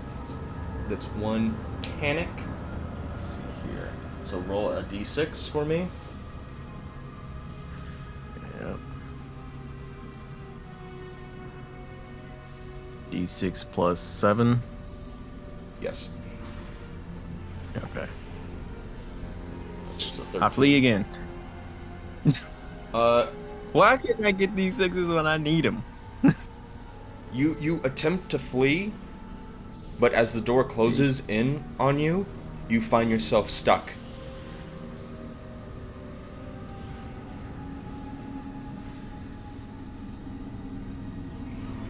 I'm stuck in the floor. Yeah. And as you turn around, the man fires off a shot next to your ear. Move again, and it's going right between your eyes. The girls are going to raise their arms. Don't shoot! Go ahead. Hey, look. I go ahead and tell him, hey, it'll be a lot. You killing me will be a lot better living through this hellhole of an area. The man is going to You like kill me now. Go ahead. I said, but if you kill me now, you will lower your chance of survival. You already shot. They probably already know we're here now because of you. Because of that. His hand starts to waver with the gun. I won't let them get me. I won't let anyone get me. I saw it. I saw him. The devil. I saw the devil. He dragged that man into a vent. Oh, no. And by the way, yes, this is the any same man, description? Jacob. This is the same guy who you met. Not you, Justin. Jacob met him. Oh, cool. Yeah. So yeah, he wavers his gun, and he points the gun at his own head. I won't let anyone get me. They won't track me to hell. Do you try to stop him or say anything? No, go ahead. There's another gun. Bang! He kills himself. Yep, he just killed himself. No. Were you about to say nice? Yeah, that's a free gun. It's a free gun. Free gun? Nice, he killed himself. Free kills wherever you go. Oh, Alright, man. I pick up his gun. Alright, you pick up his gun. You got a gun now. Yeah, again. How many bullets I got? I want you to do an observation to search his body. Or I could just ask the ladies to do it.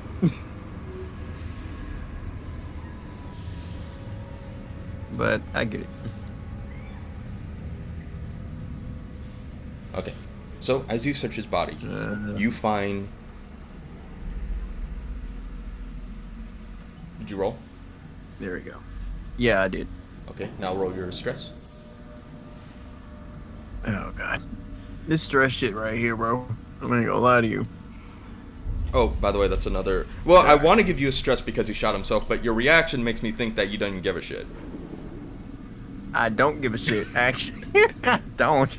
Okay, just roll I don't know 7. this guy. Okay, so, did you roll... How much?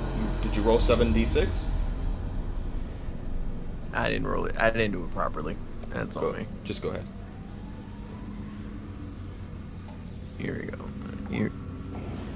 Oh my goodness, that's a lot of I don't panics.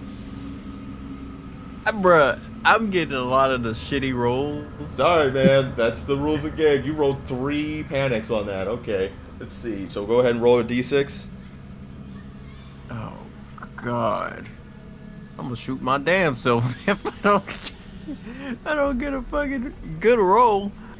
All right, 1d6 plus what? 7, 8, 9. Just 10. roll a d6 for me. Okay. Okay, that's 4 plus 7. Okay, let's see on the sheet. You start panicking because this innocent man just shot himself and you care so deeply, so you hide in a locker nearby. My big ass can't fit in no fucking locker. Oh, as you try to fit in the locker, it just doesn't work, and the girls, I guess, try to calm you down. Or whatever. Anyway, Yeah. to the real stuff. So, after that, you didn't get any successes on that search of the body. So you find 1 bullet. I'll ask them to find any more. Okay, let me roll for them. I'm pretty sure they get a better fucking roll than me. They also stress out and they go hide in the same locker. Jacob's right, they all stress Scooby-Doo out. style. Anyway, you get 3 extra bullets. Okay. So you have 4 bullets in On total. top of 4 bullets. Well, have y'all guys seen the movie called The Mist? I have. Well, it was about to be the ending right here. It's about to be the fucking ending of that movie right now. I don't know if it really needs to be that ending, because it's like, that's also very sad, because like, everybody ends up being saved by the end. Well, no one ends up getting saved except the one guy. Whatever. Yeah, I haven't watched it. So, Sorry, somebody spoilers. explain it to me? Don't worry about it. Spoiler, the movie old as hell. Behind you, Justin, the door suddenly burst open. And out from it steps not a working Joe, but instead, Darlene Thompson. Darlene? And she seems to be panicked and running. And she comes in and says, and sees you with the gun in your hand and the dead body. And she says, "Oh." And then we're just gonna leave that there. And Seb, it is now your turn. Alrighty. Leave me on a cliffhanger. Okay, Seb. We Yep. return to your character. As you and Henry Kipp have found your way deep within the sewers. What the fuck are we? Teenage Mutant Ninja Turtles?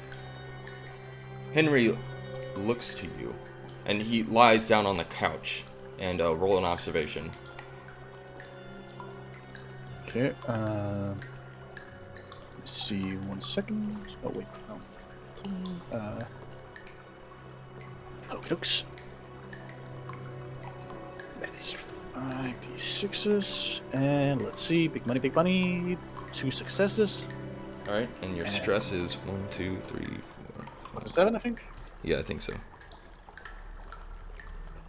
8, 2 actually. success and 1 failure. Oh, okay, I'll run 1 more. It doesn't matter at this point. So, Okay. with that, just roll me a d6 for your panic. Uh-huh. 6. 6 plus 8, okay. You're just so angry. You go berserk, and you smash one of the tables in the room because you're just so mad that all this even happened. Swear to fucking God, I am gonna crush every last one of those fucking tin cans! And in the heat of the moment, you accidentally punch Henry Kipp. Just like, oh shit, sorry, Kip. Oh! He goes down on the couch, injured. Oh!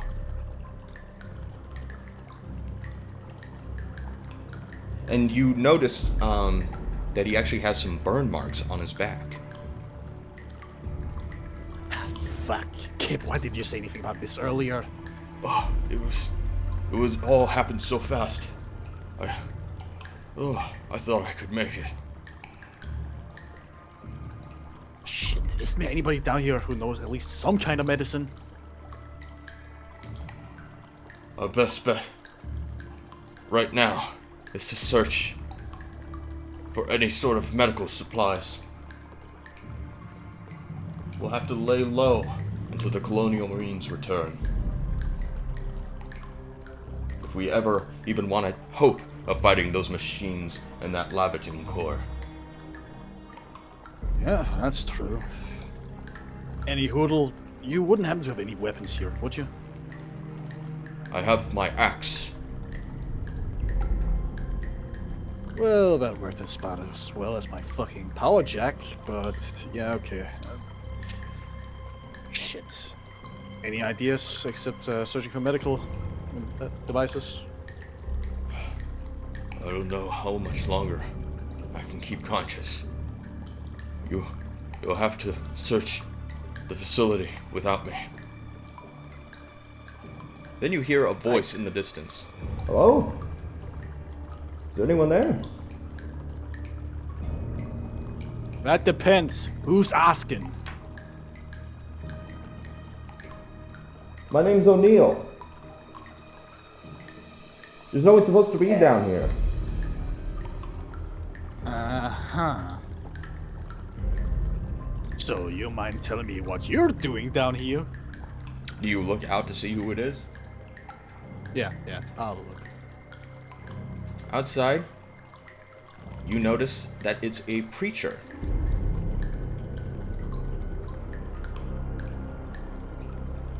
He's holding a cross and everything. Well, a man of the cloth. I haven't seen many of your kinds for a while. I don't understand. What are you guys doing down here? Do you really want to know? Well, if I could be of service. Do you know how to patch up people? Actually, yeah, I do. Then come in, I'll explain. Father O'Neill comes in and he sees Henry Kip going over to him. Oh, you poor boy. Okay. Yeah.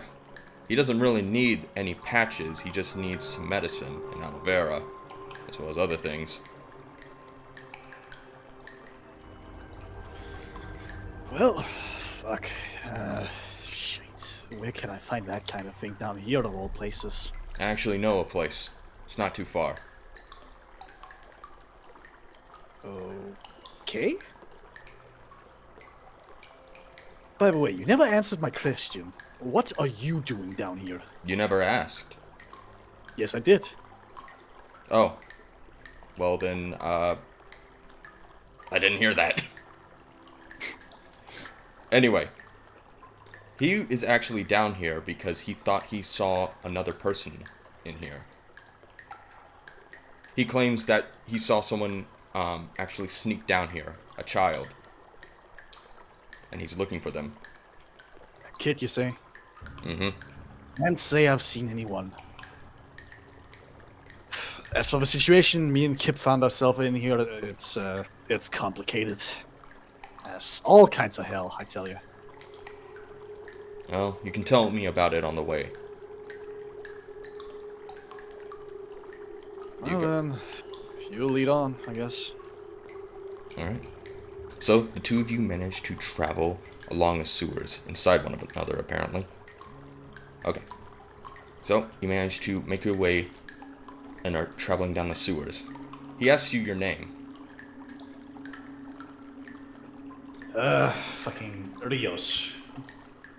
It's Rios. Rios. That's a good name. Mm-hmm. The two of you manage to make your way across. What were you saying? Someone say something? Could you tell me what's happened here recently? Like, what the top side is doing? Oh, man. It's a long story. Something's going on around here. Some crazies running around, killing people. I tell you, this whole colony's gone to shit. Our stop should be just up here, as he points, and you see a staircase leading into another room. Lead on. So, as you enter, I need you to do an observation for me. Okay. See what's participation again. Okay.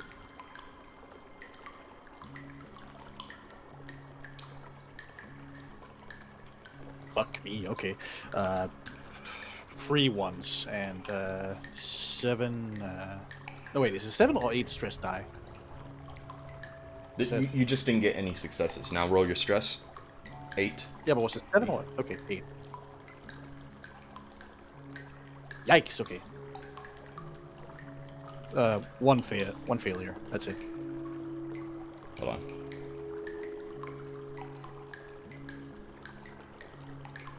And a 4 for my for the single die alone. Okay, so you already rolled now. All right, so that's 8 plus 4. That's. You scream out of anger because you can't seem to find any medical kit. Ugh! Damn it! Yeah, go ahead. Preacher, you said there was something over here. Can't seem to find it. That's strange. I could have swore it was over here. I think we've left your friend far too long. We should head back. Ah, creep. Right, you're right. So, as you travel, you hear a scuffle going on in the room that you left Henry Kipp. Like something's going on up there.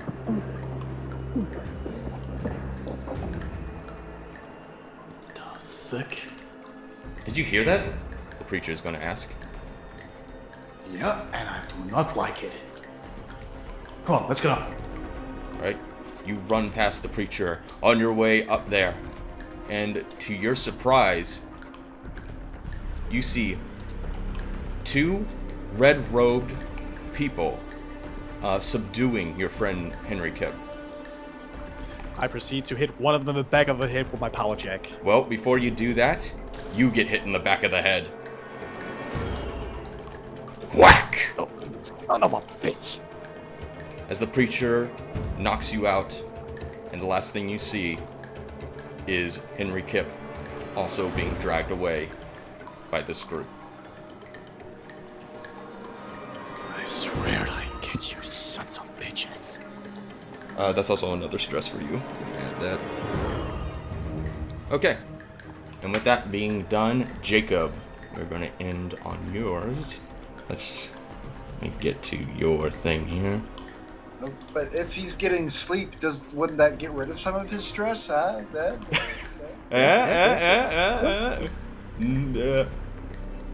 Everything you put us through for now is stressful. Yeah. We haven't had a moment to get unstressful. I know, it's really funny. Yeah, fuck you two. I feel like you hate us or something. Well, maybe you shouldn't have killed Azazel Belmont so many times! Maybe he shouldn't have been. Maybe he should have gotten better roles, huh? Seb has no idea what we're talking about. Alright, so Jacob, you and the hunters all make your way towards the abattoir.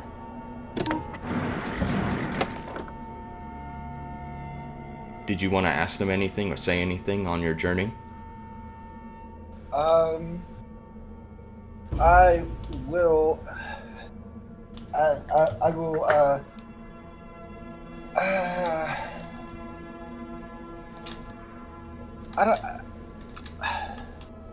don't know actually. I guess I'll just ask them like what brings them to this colony. Oh, you see. We're hunters, back where we came from on Earth. The best of the best. There is not an animal we haven't killed. We thought, why not travel the universe? See the sights, experience the local fauna, if you will. Yes, but before all of these creatures arrived, there weren't really any interesting creatures to hunt here. Unfortunately, we had assumed that there would be all sorts of creatures on this planet, but it appears far more barren than we would have liked. Well, I'm happy you finally get your stimulation. Yes, of course. But one other thing that may or may not assist you, I do not know the logistics of your hunting skill or your hunting. I'm going to look to one of my friends. Is it possible for you to extract a little bit of the sample that you took from my shower and hand it to one of these fellows? One of your friends, whichever one I get. Esperon's fine. Esperon looks to you and says, "Okay, yeah." He hands it to one of the gentlemen, and they say, "What the hell is this?" We're not quite sure. We weren't able to take the time to study it, but it was coming out of my shower water, when normally that is not the case. Huh. He opens the vial or whatever and drinks a bit of it. Tastes it. I would not recommend that. Well, like I said, we weren't given the time to study what that is. Ugh! He spits it out. Ugh! I can tell you exactly what it is. It's excrement. Well, there we go. Yes. That's nasty. He hands the vial back over to Esperon. Glad I was able to assist you in with that. Like I said, wasn't sure if that might help you at all, but I gave it a shot. Yes. They then turn their backs around and they continue their journey across to the crater. All right. You said this is the spot, right? Yes, I do believe so. Thinking about it, though, I do wish I had gathered one of my other friends, Alexander. He works over here. Maybe he is over here. I'm not sure. Well, no, he's still in that jail cell. And for all you know, he's dead. That's true. I hope my friend Alexander is okay. I wish I could have brought him along with this, on this little expedition. But yes, it is this way, my gentlemen. By the way, while you were traveling this way, you did see the prison, and it actually looked like the building structurally is fine, but due to the fact that all the buildings are made out of spaceship parts, the fire doesn't burn it down, but the interior is scorched, and anyone who would be inside would be killed. I will be questioning whether my friend is alive or not. Alright. So, with that being said, you open the door, and you make your journey inside. Didn't you say there were going to be guards? One of them is going to say to you. I assumed as much. It was the crash sites of these creatures. I assumed as much as there would be guards to protect from anybody getting harmed or anybody going near the crash site. Roll an observation for me. Okay. Hopefully that is not a bad sign as to what is to come. Wow. No successes. Alright, and I need you to roll 1 stress for me. Oh, yeah. Huzzah! 5. Alright, you're good. Now, you could push your roll if you want. Which the, You would get another stress, though. Observation. That is a wit. Oh, that's right. You do have that talent. What's your talent? I can push a second time if it has to do with something with wits. Yeah, most people can only push the roll once, but if you asked me to push your roll, I would let you, but with your talent, if you wanted to do it again, if you fail again, you could do it. Okay. Since I'm only down to 1 stress die now, I'm gonna go ahead and push it to 2 and. Okay. Go ahead and roll again. 1 success. All right. Now roll your 2 stress dice. Okay. Ooh, stress dice. 1. Fuck. All right. So go ahead and roll a panic for me. Roll a d6 and then add 2. Yeah. All right. 5, 6, 7. 7. Okay. You get a nervous twitch. Everything around you doesn't seem quite right. And with that observation success, you notice the stains of blood and dead Rinth off in the distance by one of the doors. There doesn't seem to be any guards. I noticed quite a lot of death on the other side of that door. You also, by the Rinth, you see an unfamiliar creature. But does it match what I saw in the silhouette? Yes. Oh. Do you run up? As I see this creature, I'm going to point it out to the hunters and tell them, like, that's one of the creatures I've been seeing. It's not the big one, but it's one of the little ones. The both of them are going to run up on it and look at it and study it. Some sort of crustacean, maybe spider. Is it still alive? They poke it with their guns. No. What I'm more interested, and he points to one of the Rinth, is whatever the hell came out of this thing. Indeed. Go ahead. I am going to walk over to the creature since they have told me that it is dead, and I will try to take a piece of it off. Okay. I need you to roll a mobility for me. Mobility? Yes, sir. I was just like taking like a flake of skin off. Oh, a flake of skin. I thought you were going to cut into it. No. I just want like a piece of it, like a little piece of it. Okay, because I was going to have you dodge acid. Okay, go ahead. So you take a tiny sample, scraping off the top of its skin. Yes. And I hand it to one of my colleagues and tell them, like, this will be needed for research later along with that excrement. Alright. He takes the sample with him. And you see one of the hunters looking down on the ground.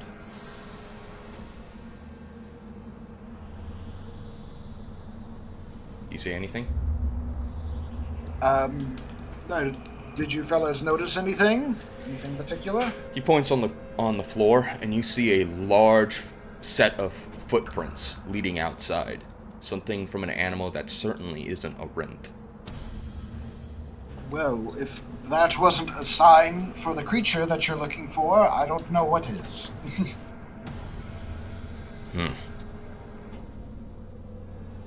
He's mumbling to himself.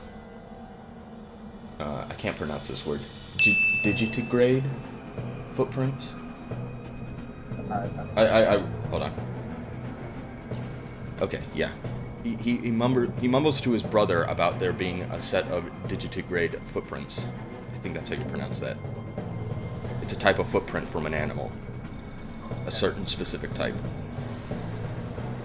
I will also make sure to let you gentlemen know that this creature is very quick. Be very careful. The both of them then start heading for the door. Do you follow? I follow, but a little bit further behind. Not by much, just a little bit. Whatever this thing is, it seems to have busted through this door.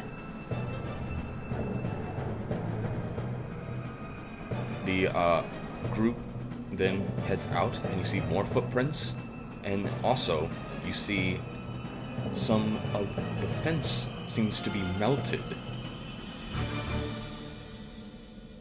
My. this just seems to get worse and worse, doesn't it? Whew. Okay. Do you want to examine it or something? No, I can probably see from here. All right. Do you continue onward? Yes. All right. As all of you make your way out into the field, roll another observation. Yay!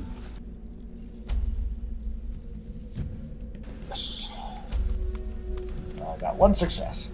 All right. Now roll your 2 stress. Actually, I'm gonna give you another one just because you saw that creature. Okay. So go ahead and roll 3 stress. Alrighty.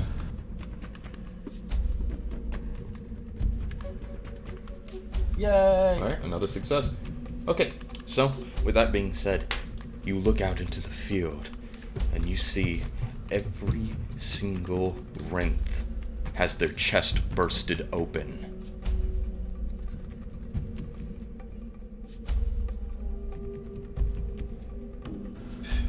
Ooh. Oh. That is good to know.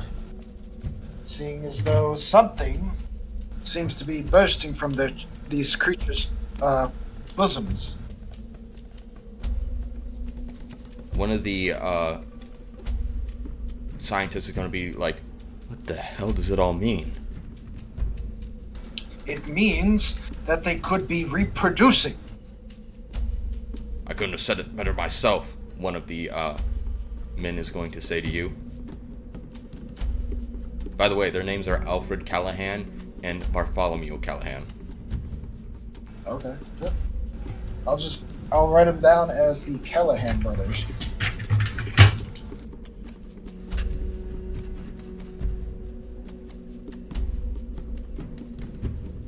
The Callahan brothers look around and they start examining the area.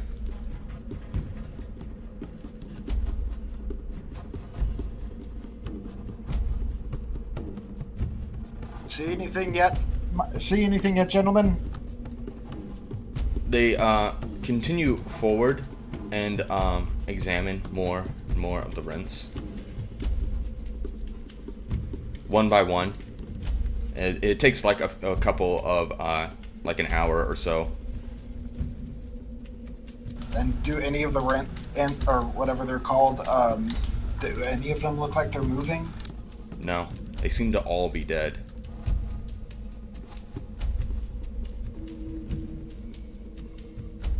This station is in even more danger than I thought. And as this is happening, you notice one of the Callahan brothers says, "It is strange. There doesn't seem to be any bite marks or any sort of fighting. It's almost as though they were not killed for food, but they were just murdered." Indeed. It seems as though whatever happened to these creatures happened to them from the inside. They shake. One of them shakes their head. Yeah, but then the other one stops in his tracks. Holy shit! Do you say anything to him? What is it? What is with the profanity? What is going on? He kneels down and places his hand on another set of footprints. And he looks to his brother. "By all that is holy. Is that?" And the brother nods. Plantigrade footprints. Excuse me? He points out the 2 different sets of footprints. One is digitigrade, and the other is plantigrade. And then one of the first brother is going to say, Is that what I think it means?" And the other brother says, It can only be so. There's something else out here. And I need you to roll one more observation, Jacob. Last of the night. Yay! I feel like I already know what you want me to see because I can see it already. No, you can't. No, you can't. I can. No, you Yeah, can't. I can. I saw it earlier. It's No. too late. Okay, I got a success. And yay! I panic. So, yeah. Nope, that's not what I meant. Alright, 7. My panic is a 7, but I did get a 6 earlier, so I still succeed. Yeah, you get that nervous twitch because you see, like, even the brothers are, like, unsure of themselves. But, with that 6 you also got, you see 3 dots of red lights, just appear on the head of Bartholomew. And, the other brother's gonna be like, Bartholomew? Yes? There seems to be something on your head. And as soon as the brother looks and like holds his hand out and sees the red lights, his head explodes.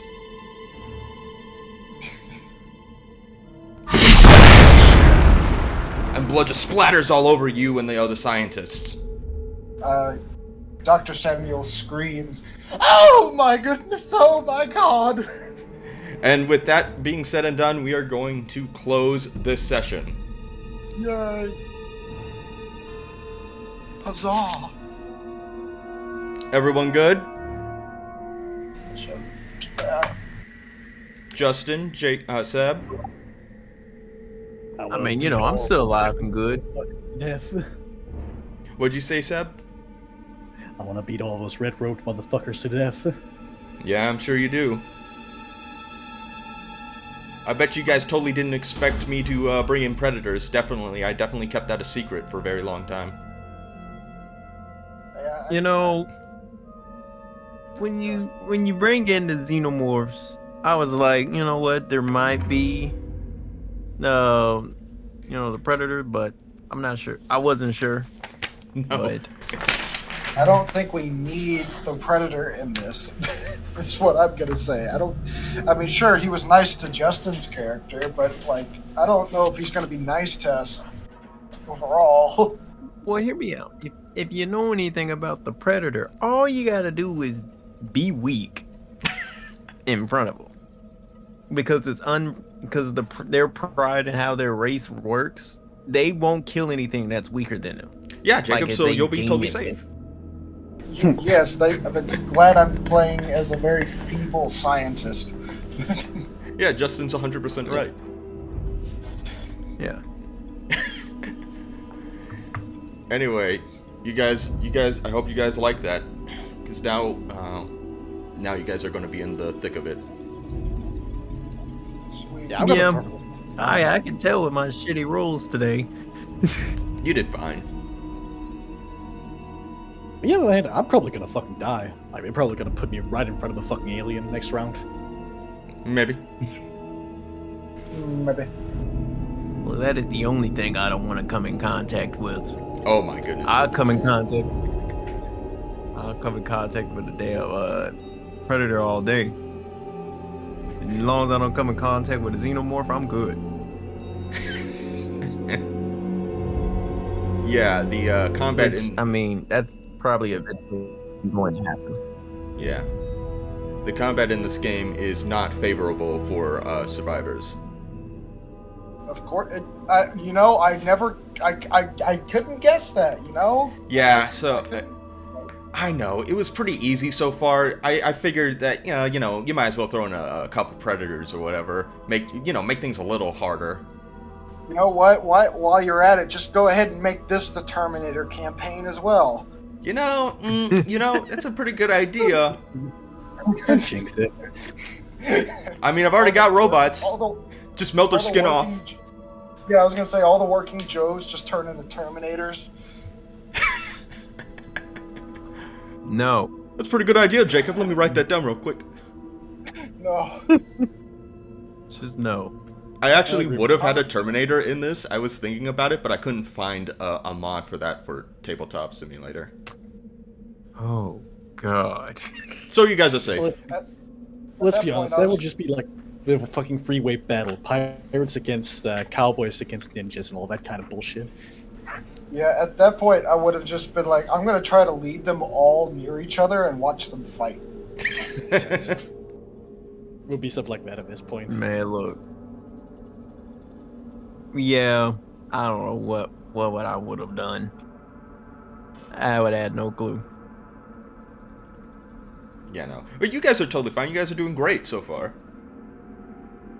I still have my other character. Fine. Whenever that comes around. Well, Yeah. I guess we'll just close that off for now, and we'll pick that up next time.